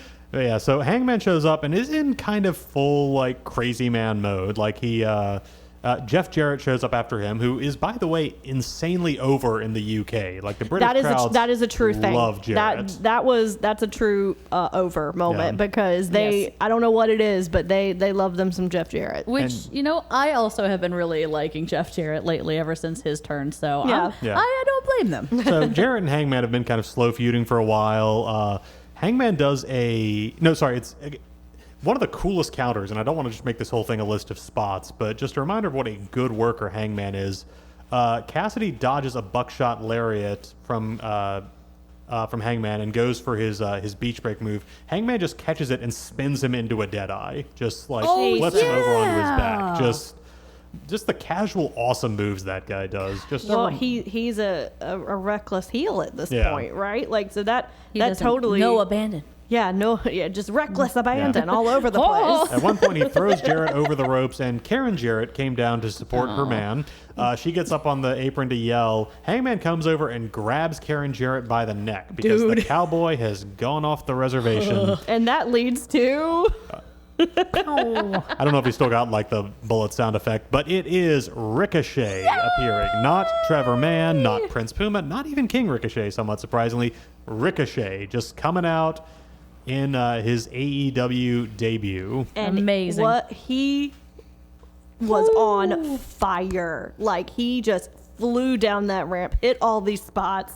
And I mean, I do think that it does say something that he is Ricochet. Yeah. Right? Like, It says a lot. I don't know, like, business wise, like, if WWE owned that name or if he applied for that trademark ages ago, or how he's able to have that name, because he was going by just straight Ricochet his entire career in WWE. So I find it very interesting, and maybe that was a part of his leaving, was being able to take that with him, or if he's been trademarked from the beginning and they never owned it to begin with. Or if he waited during the time when all that happened, he started applying for it, and then that's why he stayed an extra little while. But if they already had it, it would be really difficult for him to apply and get it back from them. Yeah. That also makes me think that maybe he had it from the beginning. That's and it was a part of crazy. his contract when he came in. I don't know. I think really it's don't that know. he'd been King Ricochet before, so he still held on to that. In the same way that, like, Christian Cage, because he trademarked Christian Cage when he was in TNA and other places, was able to just come back in WWE as Christian and then go on being Christian Cage anywhere else. I But see. I think when you have, like, Gotcha. Okay. so yeah, and he comes down and just immediately, like, you think you've seen Hurricane Ranas, House you think on you've fire. seen trip-ups, you think, and it's just like he does these things 75% faster than everybody else. He's amazing. This is I'm just a so great excited. match. Just a great match to debut him in as well, because he gets to have the spots, he gets to show everybody what he can do. Doesn't have to win, but he also doesn't have to lose the match either. He doesn't have to get eliminated or pinned or anything else.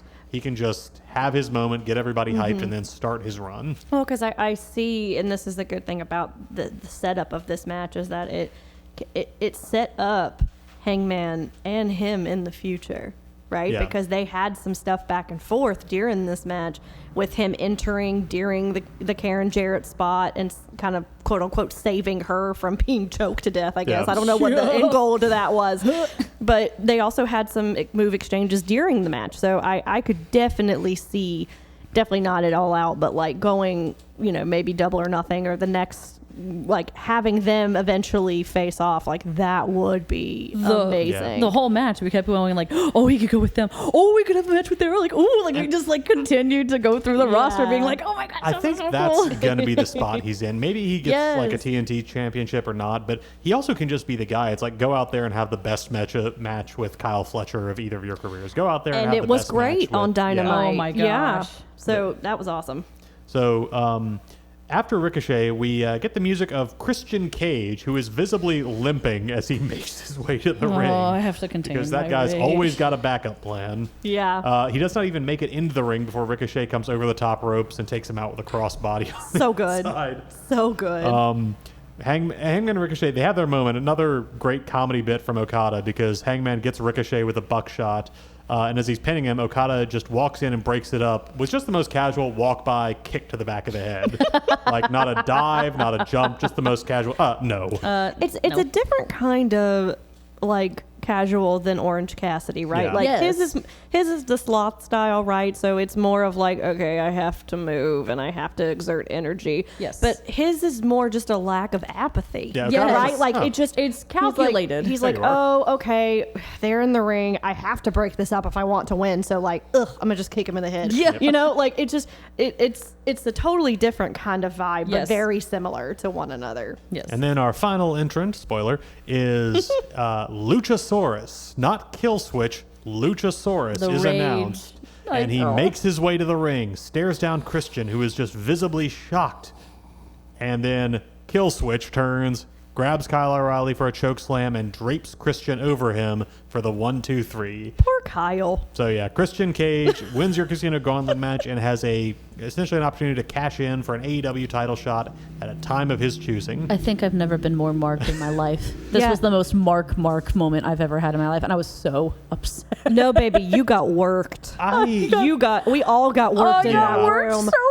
bad. We all got worked in that room because, again, just a peek in behind the scenes, my husband was fast asleep on the floor at this point. Which is so sad because And he's such a Luchasaurus fan, and it's one of the very few wrestling shirts that man owns. yes. And he Rawr. he was asleep, and then we all like jumped up and we're so excited, and he like looks up and then sees it and is like, okay, cool, and then goes back to sleep. It was one of the funniest things ever, because even he was like, okay, this really isn't happening, guys, this is not going to be a thing, and he goes back to sleep. And we all got worked so hard. We were so happy. Like, oh my God, this is finally happening. It was the old logo. It was the old logo. Yeah. It was everything. The turn that we've been waiting 2 years for at this point. It's been 2 years. I mean, it almost, right? It's been a long time since he left close to it. Jack Perry, Yeah. right? So, no, they knew what they were doing with this. Yeah. I mean, we can be mad all we want about it, but it was No. very beautifully done. It We're would more be so mad at ourselves. truly hilarious if Nick Wayne turns on Christian before Luchasaurus does. That would be so funny, actually. Dude. Yeah, definitely. Again, another swerve ending. I did not see that coming at all. But now, honestly, smart, because I can imagine that Christian Cage and Danielson have both talked. I don't know if did they ever have a match in Christian WWE? and Danielson? Yeah. If they did, it was like a multi-man thing. Yeah. I don't think they ever had a program like one-on-one, because Yeah. when Daniel Bryan was in WWE and Christian came in, I don't think they were ever in a program together. I don't think Christian was really in WWE long enough for him to be able to do that. So I'm curious to see where they go with that. But that was just a fun match across the board. Great entrances. So it's exactly what you want, with like the mixture of just like good hands that can come in, like Kyle O'Reilly and Mark Briscoe, just to pop things and keep the energy up. And Nigel McGuinness coming back, Ricochet debuting, I gave that one 4 1/4. I do awesome hope time. that this can be the new All In tradition, right? To, instead of a battle royal, instead of a casino, battle whatever, where they have to go and get a chip, right? I much prefer this kind of format versus the climbing up the ladder and getting the big old chip. It hasn't been pay-per-view exclusive because run through the chip. Yeah. Will Ospreay got his shot for the international title way back when by winning one of these. So they've done it. But That's I think right, it's yeah. good. I think you're right. It's good enough that they could keep it as like a pay-per-view exclusive. Like this is just. But hey, what a wonderful segue. This brings us to Maxwell Jacob Friedman defending his his AEW American Championship against Will Ospreay. Yes. So this was the one where I unfortunately had to leave at the beginning of this one just because it was getting really late. But the intro for this. Yeah, so that entrance. Yeah. Like, Jesus Christ. Like, I thought both of you, because again, I am not a gamer. My husband is, but I don't necessarily watch whenever he plays. I thought I was going to have to peel both of you off of your ceiling. Do you mind if I... Please do. Okay, so Will Ospreay. So we open with several figures on the ramp, include like wearing kind of like older-fashioned, vaguely Japanese-esque robes. And one of them is doing sort of a series of like parkour acrobatics up to the top of the ramp. And you're just like, okay, yeah, Will Ospreay, the aerial assassin. They're just about to release a new Assassin's Creed game set in Japan. That's cool. And then we cut to a video package. Oh my gosh, I could cry. And we hear, Mr. Ospreay, it is nice to meet you. I can't do that accent very well, but it is Ezio Auditore de Firenze, the probably the most popular protagonist in any of the Assassin's Creed games, voiced by actual actor Roger Craig Smith. So the actual voice of Ezio does the voiceover on this package leading up to the match about how Ospreay has let his great weapon, the Tiger Driver 91, be something that he set by the wayside. But he actually just inducts him into the Assassin's Order, so talking about, like, recites the Assassin's Creed. And then we, Gina and I are both just sitting there. Kara, too. Kara was freaking Just out. jaws on the floor because we just finished. I'd played it before, but we just finished playing the it Ezio together, trilogy together. So having that actual moment come in, Unbelievable. and that's even before Will Ospreay comes out in the assassin's robe. We get the fireworks off the top of the stadium. Oh my gosh! And his Titantron and his colors are usually this awesome, like, electric neon kind of green color. everything is changed to this dark red and black kind of scape. And then he comes out in this awesome new gear that's the red, black, and gold. Beautiful. And you could see, because he was holding his hood down, and I know that's what he usually does during his entrance, and then he like pops it off during a part of the song. You could kind of see his face a little bit, like, I'm pretty sure he was emotional because he has been very open about how Assassin's Creed has shaped his character throughout his indie career, right? And how he has pulled a lot of his move set from different things that have happened during the Assassin's game. So, like, I think this is such a, like, not just a cool opportunity, but like such a love letter from him that's being responded to by Assassin's Creed guy. Ubisoft, the actual people who make the game, messaged him. The voice actor himself was on Twitter being like, I am honored to be a part of this. He's a fantastic wrestler. Like, I'm getting goosebumps right now. Yeah, like, it's wild. They were even able to make it into kind of a shameless plug for the new movie, but like, I didn't care. Not mad. I didn't care. This kind of product placement is fun as long as it's not just like dude wipes on the side of the ring. Dude wipes on the side of the ring. Men groom shaving equipment on the barricades. Just like I want Cracker Barrel back. John Morrison got eaten by zombies. Who knows? If you're gonna do it, right? Like, have it be this type of moment. And I mean, obviously there's a lot to be said about, you know, the way that he could use this going forward. But like, I'd be fine with it if it was just a one-time thing for Wembley and we go back to being regular Awesome Will Ospreay after this.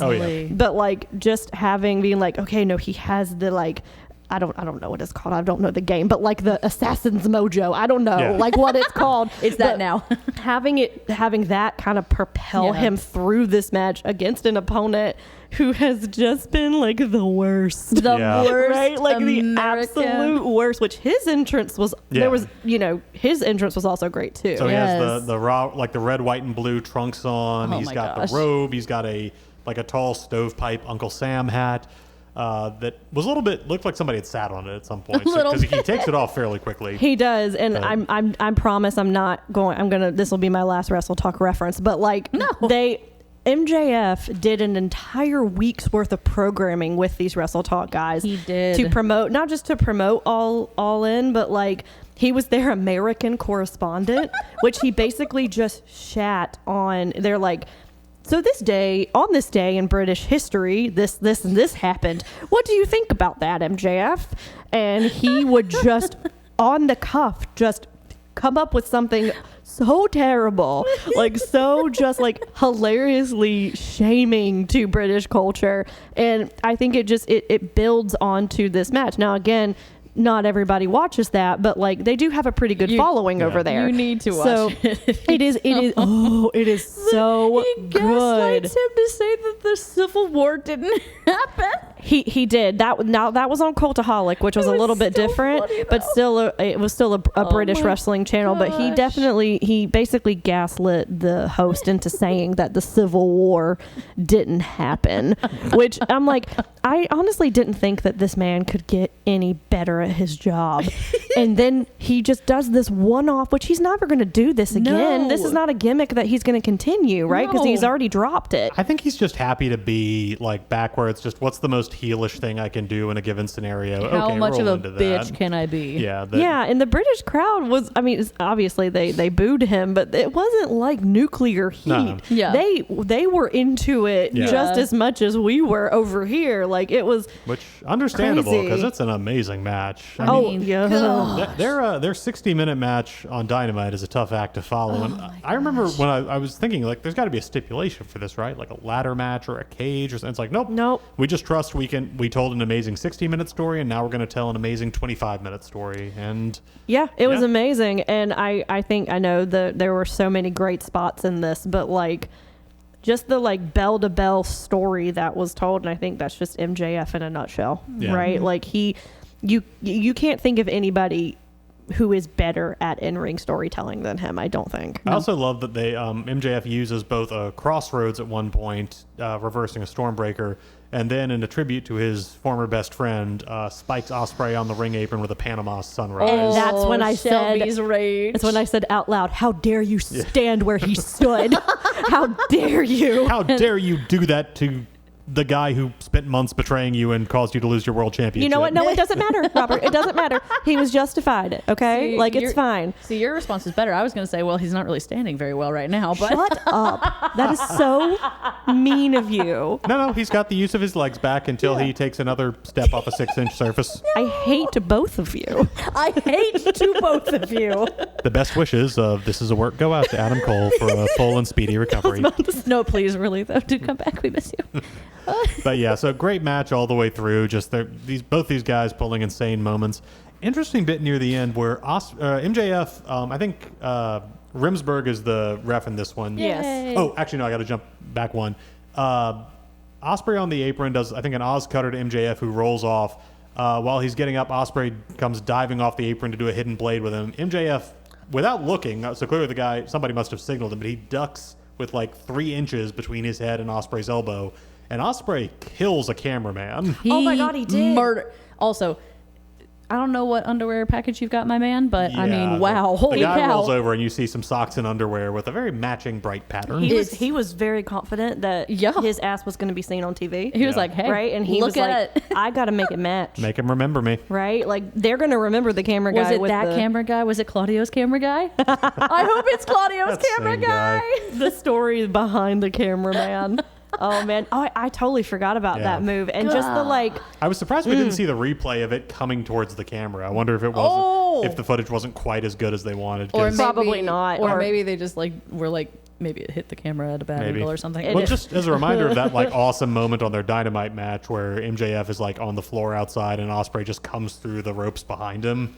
One of the greatest shots in wrestling that I've seen in years. You Yeah. can't go wrong with this match. So unless you knew. are literally the worst human on the planet. So eventually Rimsberg takes a bump too, and with no ref in the ring, MJF reaches into his trunks and pulls out not the Dynamite Diamond ring, but a set of what looked like brass knuckles covered in kind of athletic tape or something. Mm-hmm. I was a little confused by that at first. Yes. Initially, they announced that in kayfabe, the Dynamite Diamond ring had been stolen. Apparently, in real life, it has. It's been lost or stolen. They do not know where it is. It is gone. Didn't they kind of address that on Dynamite or something? Yes, because while when he sets up to hit Ospreay, a masked figure, jumps up on the apron and grabs his arm and yanks away the knuckles and pulls off the mask to reveal Daniel Garcia, who is back after MJF beat the crap out of him after briefly supporting him. And so that's what he does to people in his life. So Garcia takes the knuckles and backs up the rope, and MJF just sticks his head through. I will get you for this, in the most fish-shaking thing, and of course sets himself up to get hidden bladed from behind. But so in kayfabe, Garcia stole the ring and pawned it to pay for his trip to Wembley, so he could do this to which is hilarious. MJF, which is great. But it truly is lost. It is gone. That has been the reporting that somehow it has How did they been lose mislaid. that? So He keeps it next to his dick the entire time. So I'm right? thinking Like, that it had to be somebody who got clearance, like who really was working this event. Will Ospreay's And wife went is being through. questioned. No. Well, no. What if that's the way that they went with it? No. Oh man. Only reason she was snuggling up to you, bruv. Oh man, that would be wild. She could kick his ass. Like, let's just be real. Like, 700% plot twist. Yeah. So back in the ring, Ospreay hits MJF with a hidden blade, and then with tremendous relish, finally delivers the first Tiger Driver 91 since his match with Danielson. Pins him, wins the match, refuses to take the American Championship belt, and instead has someone bring out a restored International Championship belt. Christopher Daniels brings out that correct belt. Will Ospreay once again is your AEW International Champion. What an amazing match that Muppet was. arms, yay! Yeah, no, it's great. I gave it 4.5. Just I'd give fun it a all the 7 way million. through. That's why we're not going off of your scoring. So, who has to follow that one? Oh, jeez. We have. Let me take a sip of this whiskey here. Mercedes Moné defending the TBS championship against Dr. Britt Baker, DMD. What can we say about this match that's nice? Entrances are fun.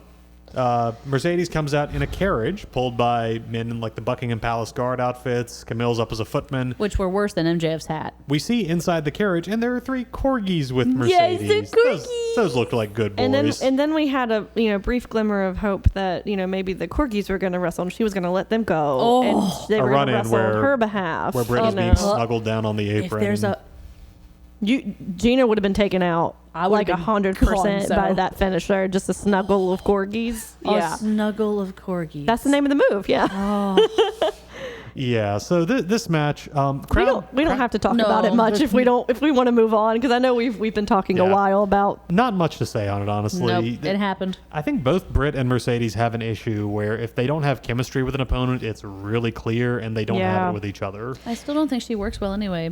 Mercedes doesn't have the greatest moveset. Well, she had a great match with Hikaru Shida on Dynamite that actually I thought was like, okay, this is the one that I kind of wish they'd built to as sort of the dream. And I will say another nice thing. It's nice that AEW's women's division now has the kind of depth and history where it can be like, yeah, our homegrown original has the dream match against this incoming person, like a star versus star match. It's cool that they're there, even if the match itself kind of didn't deliver. Well, I think what is the hard thing about, especially even the build up to this match, is that you could tell that they don't necessarily like each other, or see eye to eye, or like to wrestle with each other, or whatever the case may be, because even the build up to me kind of fell flat because they didn't really do much with the build up, and when they did have a face to face, it didn't really land for me either. Well, apparently Britt got legit suspended for an unrelated backstage incident, there's been a lot of reporting that people have denied, so it's hard to know what happened. Yeah, but only for a week, though. Yeah, I think like she was yeah. only suspended for a week, so you could have done more than they did for Yeah. this build up. And I just think that both of them, I really like Britt. I have been Yeah. a big Britt fan and apologizer for a while. But like, I do think a fault of hers, as well as a fault of Mercedes, is that when they don't, like you said, when there is no chemistry, they can't come back from that. Yeah. And the mark, I feel like, of a good worker, not just a good wrestler, is being able to put on a good match regardless of any outside factors. It's like, like when with a scene partner. Yes. Yeah. Right? If you go in and you don't necessarily like your scene partner, you still have to put on a good scene. Well, it's kind of like your Claudio or your Seth Rollins, or just like there are people where it's like, it does Kenny not Omega matter. and Ospreay hate each other in real life. Maybe. I can see Kenny being so committed to that bit. Oh, is that really? It's still kind of Yeah. gray area of whether they. Gotcha. But see, because of that, Yeah. But see? that's a Even good more point. of a point. But yeah, I Sorry, I didn't mean to I interrupt. feel like this match never got going. Didn't. And again, the crowd, I don't know if it was the match or if it was just that they were burned out from what had just happened. But yeah, like every shot where you can see the crowd, you can see people going to the bathroom, coming back with drinks. Yes, like that this was a wild. popcorn match for a lot And of people. So I've heard from people who were there that they said it was like people left in droves to go get a drink, to go to the bathroom, to go get food. So that's why it kind of felt like the crowd really wasn't into it. It's because they actually were not physically in their seats. It's been weird to see people put a lot of the blame on Britt online. They which really seems have, which strange I to don't me. I don't think that's necessarily Yeah. fair. I think, again, that may be my apologist coming out, but like, I think that both people in the ring can share equal responsibility for a match falling flat. Yeah. You know? I guess I'm just one of these people that I don't get the hype with Mercedes. I never have, and I never did. Even in the Sasha Banks No, times? I did Yeah. not. And so I guess the only thing I really did, and I talked about it long time ago, was the Sasha Banks and Charlotte Flair cage match. Yeah. That was the only time I have ever seen sparks of genuine wrestling behind her eyes. I mean, she can. And everything else, I can't. She's had some moments where she delivered pretty big. Like, I understand her feud with Bayley in NXT was. Oh, that was legendary. Yeah. But that's So- because they are best friends in real Right. life. So Yeah. it'd be So like if she Gina works- and I were doing a two-person show, Dude. that show would be pretty great, right? We Because could kill it. because there is that initial like behind the scenes, like I trust you, you trust me. Yeah. Where if you don't have that, like it's not going to work. I hate to say it, it's starting to feel like they overspent just a little bit. I lot. 100% agree. A lot. Yeah. This match was definitely Yeah, showing so that. Yeah, not much to say. Mercedes goes over. She pins Britt after a money maker. He's trying to get that over so hard. I just love that you have to say it that way. It's so dumb. I love it. It's great. I make myself laugh, and that's half I'm the battle. glad you do, baby. Don't ever change, Robert. So yeah, I gave it a 2. Yeah. Mercedes retains. Yeah, and that's what there is. All right, so next up, we go into our penultimate match on the card: the Scapegoat Jack Perry defending his AEW TNT Championship in a coffin match against Darby Allin. Mm-hmm. Another one that apparently got some bits snipped out of it because they That were makes running a up lot on more the card. sense. It was short as hell. The Yeah. pacing felt weird. It felt Really like weird. You didn't have kind of the mix of insane spots that make up a Darby match. It just sort of felt like mean- we've got to get to the next thing quickly. We got to cut that. Yeah, It's hard when we've watched Darby Allin give his life literally off the top of a ladder going through a table of glass. And the thing is, I think the bones of this I match mean- were great. I like the story where it's Yeah, just Darby, his whole thing is he will just use his entire body to take down his opponent, and Jack Perry taking that apart piece by piece. First he tapes his hands together, then he tapes his ankles together, and then he literally zips him inside a body bag, just like incapacitating him piece by piece until he just cannot prevent himself from going in the coffin. Fun idea. They just didn't quite have enough time to develop, like, apart from just what we all know Darby can do most of the time, Yeah. why you've got to take him out like that. I did love the spot where you just saw Darby's face sticking out of the body bag. Oh, yeah. And he just is screaming, and then Jack Perry just does a running knee and Yeah. knocks him out, closes the coffin. It's Like I I will do bite feel, you if that's all I can do. I do love that as a finish. Like if Oh my if you were, I bet you anything they were told in Gorilla, hey, we got to cut some shit. We're running short on time. Like, figure it out. I'm sure that that's something that they came up with to be like, yeah, you would give me a running knee to my face completely unprotected because Yeah. it's Yes. just my face sticking out of a body bag. Yeah. That makes sense to me that would be the end of the match, Kind of essentially. contrary to the previous match, and I do not blame either of these guys. They both did great. And Absolutely. honestly, probably having to like sit Yeah. backstage and really quickly reshuffle this thing. Yeah. What we got was great. It's like it's a 10-minute match though, which is pretty short for like a coffin was, yeah. match with. Well, because yeah. usually you have those spots of like the really dramatic, like you just see their hands and they're just Yeah. they're trying Like- to hold like the just the coffin open. fingernails. Yeah, and we didn't get any of that for Nothing. this. I But think- it's not that I wasn't mad at it. It was just like it was just Aw. very abrupt. Yeah. I wish I could have seen more, but I wasn't that upset No. about what we didn't see. If that makes sense. No, I get you. I get So, you. Yeah. and honestly, it's really good to see Jack Perry just in a very comfortable heel element after. Oh my God, he's 'cause, so good. Yeah, his initial heel run Absolutely. was a little bit aimless, and now he's just got it. There's He a bit. does. He grabs a bag out from under the ring, pours glass out all over the mat, and then just holds his arms out and smirks, knowing he does not have to say a damn thing. And you know, this could have been a really awkward moment where CM Punk chants could have rang out, but instead Cry Me a River chants rang Yeah. out. It was Which amazing. I think shows the progression of Jack Perry as a character and how he, after all of the CM Punk drama, he needed to go away and be in Japan and tear up his AEW contract and like, you know, do all of that for all of this to make sense. Yeah. And it really shows, like the Crimea River chants really show that he has gotten over Oh, yeah. as a heel persona, and it just works. It Oh, works man. so well.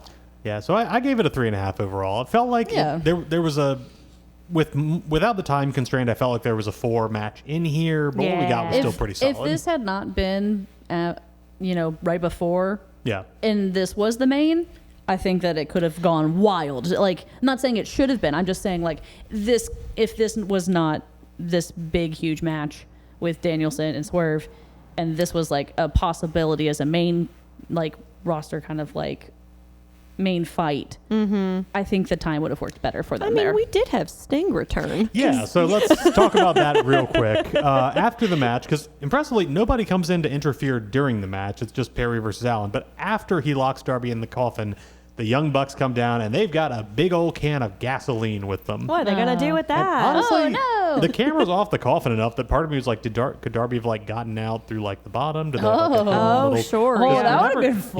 You never, they've done that before. Like Taker got locked in a coffin that got set on fire during a Royal Rumble match way back in the day. Sounds like True. some Houdini stuff. But yeah, so they douse the coffin. Jack holds up the lighter, and then Sting comes out. It's not even his usual AEW music. I think it's like one of his older themes. Seek and Destroy. Yeah. But he comes out, crowd pops. He chases Jack Perry away, gives the Bucks a double scorpion death drop, and helps Darby out of the coffin. Who has been in the coffin this entire time in a body bag? How have you been breathing? Yeah, like please tell me there's air holes poked in there somewhere. Like there's a straw, maybe on the other side. He's been sucking air. Not normally a concern in coffins, but probably something they should. I hope they thought of before this match. But so I don't imagine this is like a return for Sting, but it is great to see him come back and get that moment in front He's of there for his son, his boy. He'll always My have boy. Darby's back just a little bit. Absolutely. Yeah, so all right, that brings us into the main event, in which Swerve Strickland is defending the AEW World Championship against the American the American Dragon Bryan Danielson. That's a tongue twister. You got Yeah. it. You got Who it. has been dragged kicking and screaming into a world championship opportunity. I just love that imagery because I feel like that is exactly what happened in like the creative. Just leading meeting up after to meeting this. where Tony's gotta like, be. please take a world title shot. And Danielson's like, I don't know. My whole bit is just uplifting other people, Honestly, right? though. Like, which he's done a great job really of, has. and I don't know. This match in general was just again on par with like the MJF and Ospreay storytelling to me, because I will say the lead up to this to me is not that it was lackluster. It just didn't seem like they really did a lot for it, like in person lead up. They did a lot of video packages and you know stuff like that, but the go home show before All In, Danielson cuts this promo. Oh my god! And it just jolted so much life into this feud, and it just made you want to buy the show. And which he is, comes out you know, in the green and brown checkered flannel, which of course everybody remember iconic. he wore that when he was announcing his retirement in 2014. Now it turned out that wasn't actually the same shirt. He admitted he thought it was, but he has a lot of shirts like that around his house. is that true? yeah, Yes, and he did say that. Oh my god. I have never believed anything more than the idea that Danielson has so many flannel shirts like that that he can't Brie. remember which one he was wearing. Which But- was this it? But yeah, so know. I don't know, honey. You have 700 of the same one. I just like what I like. And speaking of Bree, she was at ringside along was. with little buddy and little birdie Danielson. Talk the about two- some other genetics too. My goodness, copy paste. The two children that Danielson will shortly be retiring to spend more time with, so naturally the biggest heels in the I was about to say, professional like, wrestling. chance of like "F you, Birdie" ringing out. Thankfully, not so much, but you can never tell with British crowds. It's true. So yeah, Danielson comes out. Final Countdown is playing. You get this great shot of him up on the corner post as he comes in, where just the music drops and the entire crowd just cheers out the Final Countdown. 50,000 my people gosh. singing your theme That song. could make me tear up again. yeah. And there was a big debate going into this over whether it should have been Swerve versus Hangman or Swerve versus No. Danielson.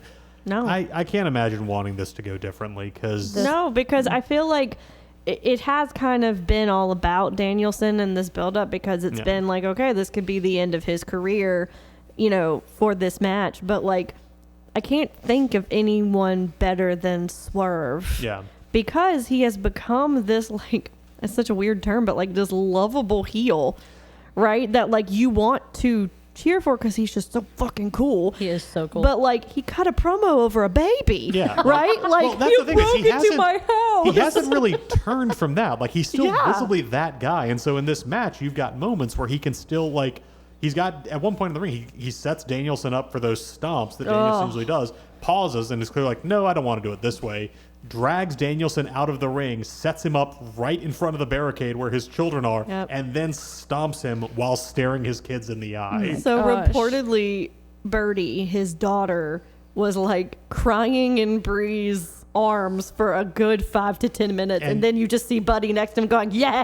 Well, and you also see after Swerve does that bit, kind of trash talks a little bit, like, you want your dad home? Well, that's where I'm sending him. he sure Nana did. comes over and starts dancing in front of them, clearly just like, okay, let's give the kids something He's like, to "It's enjoy. okay. This is fake. Please don't cry. Oh my God!" Like, But yeah, just and again for Swerve is walking a very fine line in this, where he is protecting Danielson, but it never seems like he is. Like there's a bit where they're out on the ring apron. Nana sets up the ring bell right there, Jesus. and Swerve drops Danielson on it with a Death Valley driver, but he perfectly aims it so that neither of them hit exactly where the bell is. So it looks so nasty, but just what a worker Swerve is. Because you see in the replay that he clearly does hit it on his shoulders where he's supposed to, but like it tells like the storytelling of just always targeting that neck. Yeah. Right. It's the same whenever, like, for me, when Finn Balor does anything shoulder related, I'm like, no, not that one. Right. Not that one. No, that one. Even though I know he's perfectly fine now, and he's like, everybody is, making sure that he's okay. Just the same with Danielson.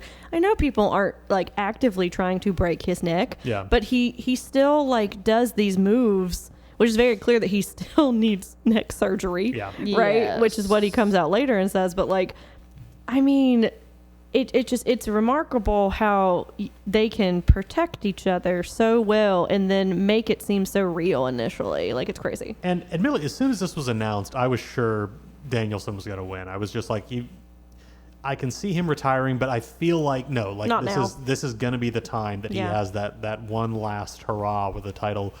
And yet there are moments in this match where sure did. You've got a bit where like Swerve beats him down to his knees and backs up in the corner, and you see Danielson look up at his family and mouth the words "I'm sorry" right before Swerve gets him with the house call. And as someone pointed out in the story of the match, is he saying "I'm sorry" because he thinks he can't win, or because he knows he can and he's not coming home yet? Yeah. And it's just Because later on, when he's doing the no chant or the no kicks, when Swerve was doing the no kicks, he hits him. Every time he hits him, he gets one step, one step up, He and rotates then he himself gets to up, face his and he's family. like hulking up, and he's like, "I love you so much," and it's like he's being powered up by the kicks and the love of his family. Like it's such a you don't see that much anymore, especially in a main event. Like most of the time, it's just like, okay, we're just gonna hit each other till we pass out. But like, we'll save the storytelling for other matches like lower on the card. But like, this had so much story in it. Really did. Yeah, I could go back and watch this like 3 more times. And also, just remember, storytelling does not mean stop wrestling and yell at each other. Thank you. Or go into a soliloquy to the audience and shout at them. Storytelling can be like Danielson powering himself up, offense on Swerve, right hand, knock him down, get him out of the corner, hit him with a Psycho knee, and then Swerve bounces off the corner, comes back out, stays on his feet, and just brushes dust off his chest. Like he brushes the knee off of his chest, essentially. Unbelievable. Again, you can imagine Danielson being back there being like, okay, I'm not going to make him look like a chump. He's not going to play this like a chicken shit. It's going to be exactly. Like Swerve comes off as dangerous, and like he does his finisher, that JML driver, or I think the big pressure is what he calls it, and Danielson is the first person to ever kick out of that. And it's just Swerve constantly being like, wait, why didn't that work? Wait, why didn't that work? And finally, at one point, I think after that, Hangman comes charging out, makes it over the barricade. And I find myself thinking of that moment at the end of the first Shrek movie where Shrek interrupts the wedding and like the guards attack him and are just like pinning themselves to his body to drag him away. I was so confused. That's what happened to where Hangman. this was going. Like he starts coming towards the ring and suddenly security is just like dogpiling him to just physically cover him with bodies to drag him to the back so he can't make it to the ring. But it distracts Swerve just enough. Just enough. Not too long, not too short. Yeah, which I even had forgotten that Hangman even did a run-in. Which is nice. Yeah, so eventually, like, Swerve, he takes the Psycho knee, he goes down.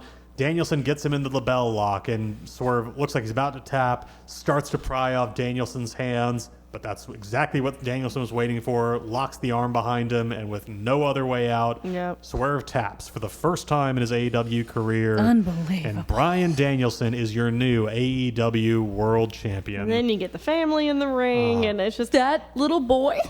and the new trios champions, Claudio, Wheeler, and Pac come down. Oh my gosh. There are several moments you can see where, like, Danielson's kids are like celebrating, grabbing the confetti, throwing it up, and Pac is visibly covering his mouth because, of course, he's a bastard and he can't find children adorable. He can't smile at childhood joy. That can't be. That's not a part of the character. Part of me wishes John Moxley had been there for that, so you'd have the whole Blackpool Combat Club in the ring. Well, but he was making his return later, but.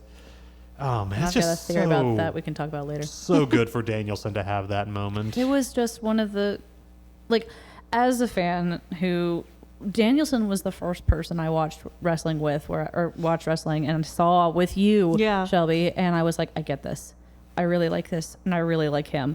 To have this full circle moment, like years later, it just was something that was just, I mean, honestly magical. Like he has openly said that this is one of his favorite moments of his entire career. I mean, to was see, winning the title at Wembley. You know, for his kids to be there to watch it, because apparently they'd never seen him wrestle live. Yeah, I mean, like, for them, this is the first time that Birdie will have memory, I think is what he said, of watching him wrestle. Yes. And then his son, this is the first time. Yeah. So I do feel like having the show end on such a high note. Oh my gosh. Like, I mean, and then him announcing later that, you know, every match is going to be a retirement match, essentially. That is when what he loses he's on a farewell tour.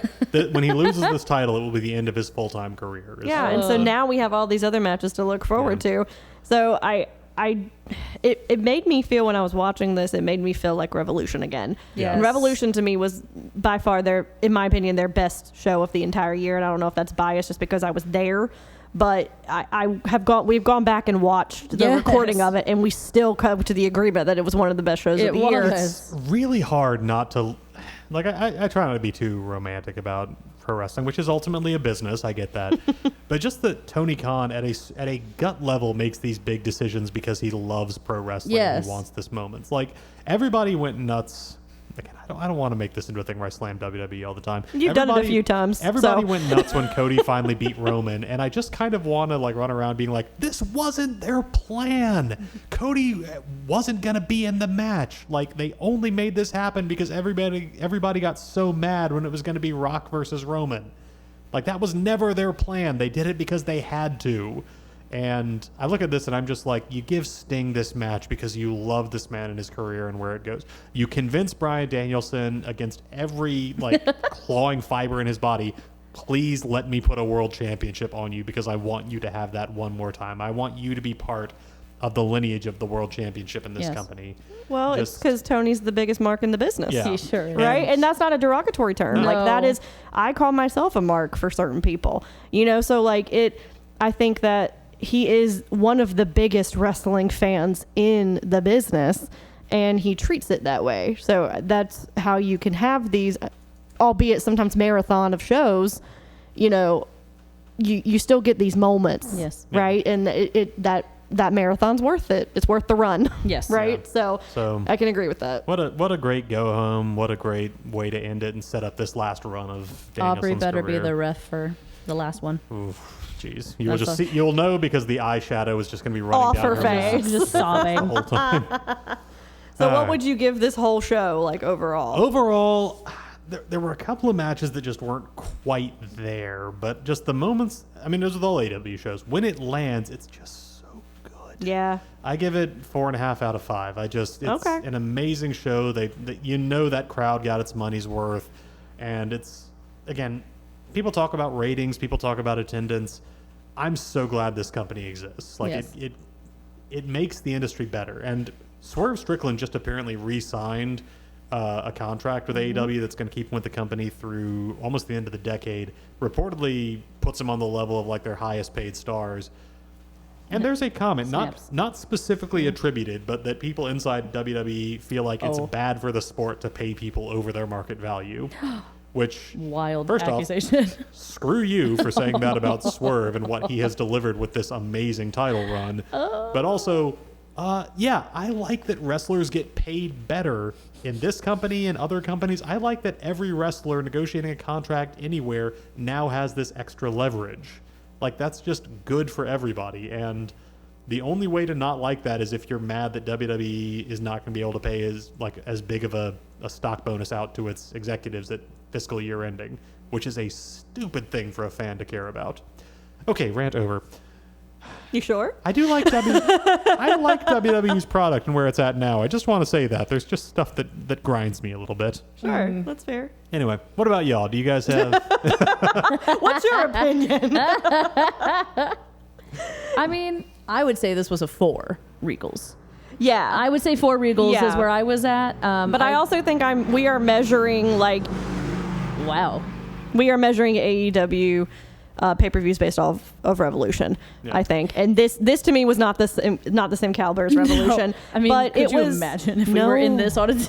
I think if Mariah May and Toni Storm and the Mercedes Britt match had Yes. switched, I think it could have been. Yeah. Yes.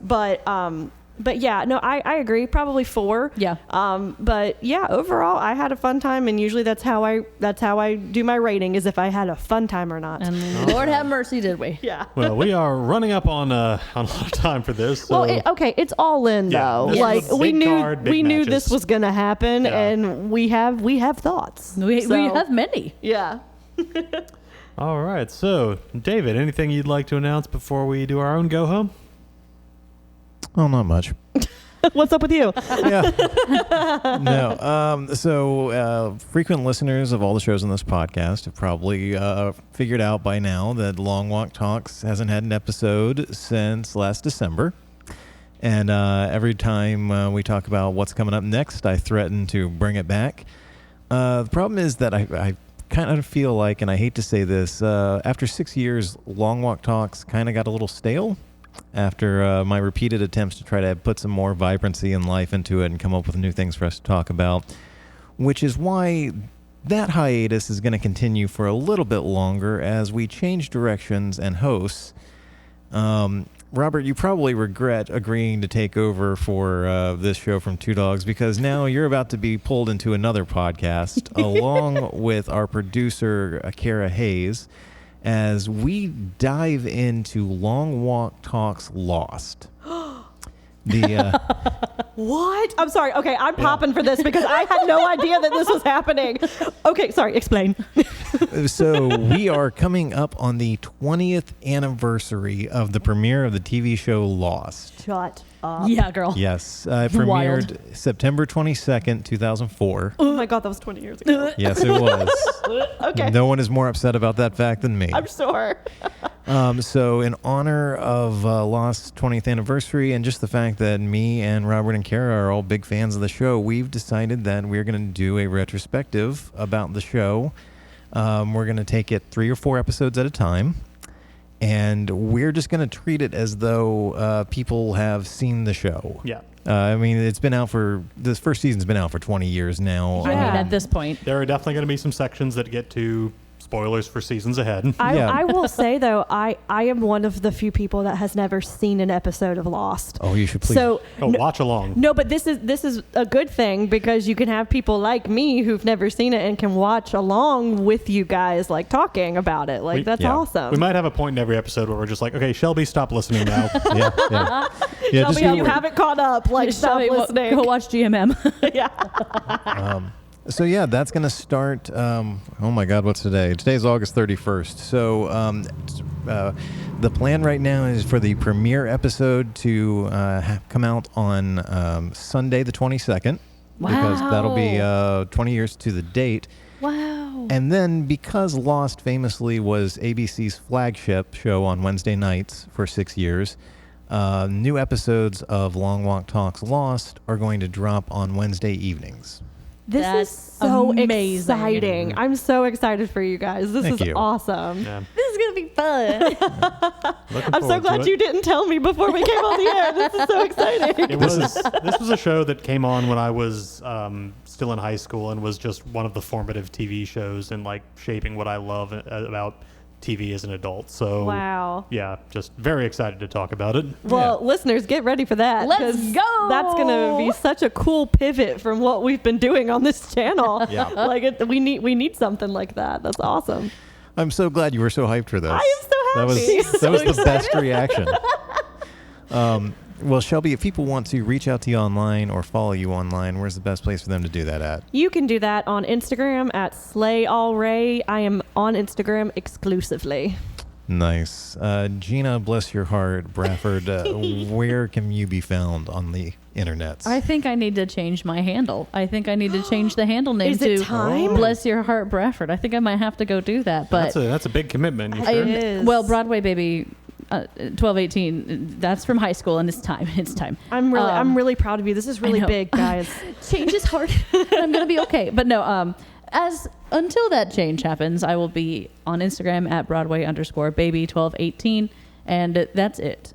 Nice. And Robert, are you on social media that isn't Twitter? Yes, I want to say, I forget my Instagram handle though. Is it Redbeard Rob? Redbeard Rob, I want to say. Because it's all your cooking. Pulling that up. Yeah, you're trying to revamp your social media. Redbeard game. Rob 17. There There we it go. is. Nice. Love that. And I can also be found on Instagram at DB Hensley. If you want to keep up with Long Walk Productions, you can visit us online at longwalk.us. To see more of our original work or hear past episodes that are no longer streaming, you can follow the YouTube links in the show notes. Thank you very much for listening, and if you enjoy this show or any of the shows on the Long Walk Podcast Network, please make sure to leave us a rating and a review on whatever platform you're listening on. And folks, if you got a hard time ahead of you, and you got a choice to either back down or take a bet on yourself, I hope you can take a look around you at the people you love, and remember that you got the talent that's worth going all in on. This is a work.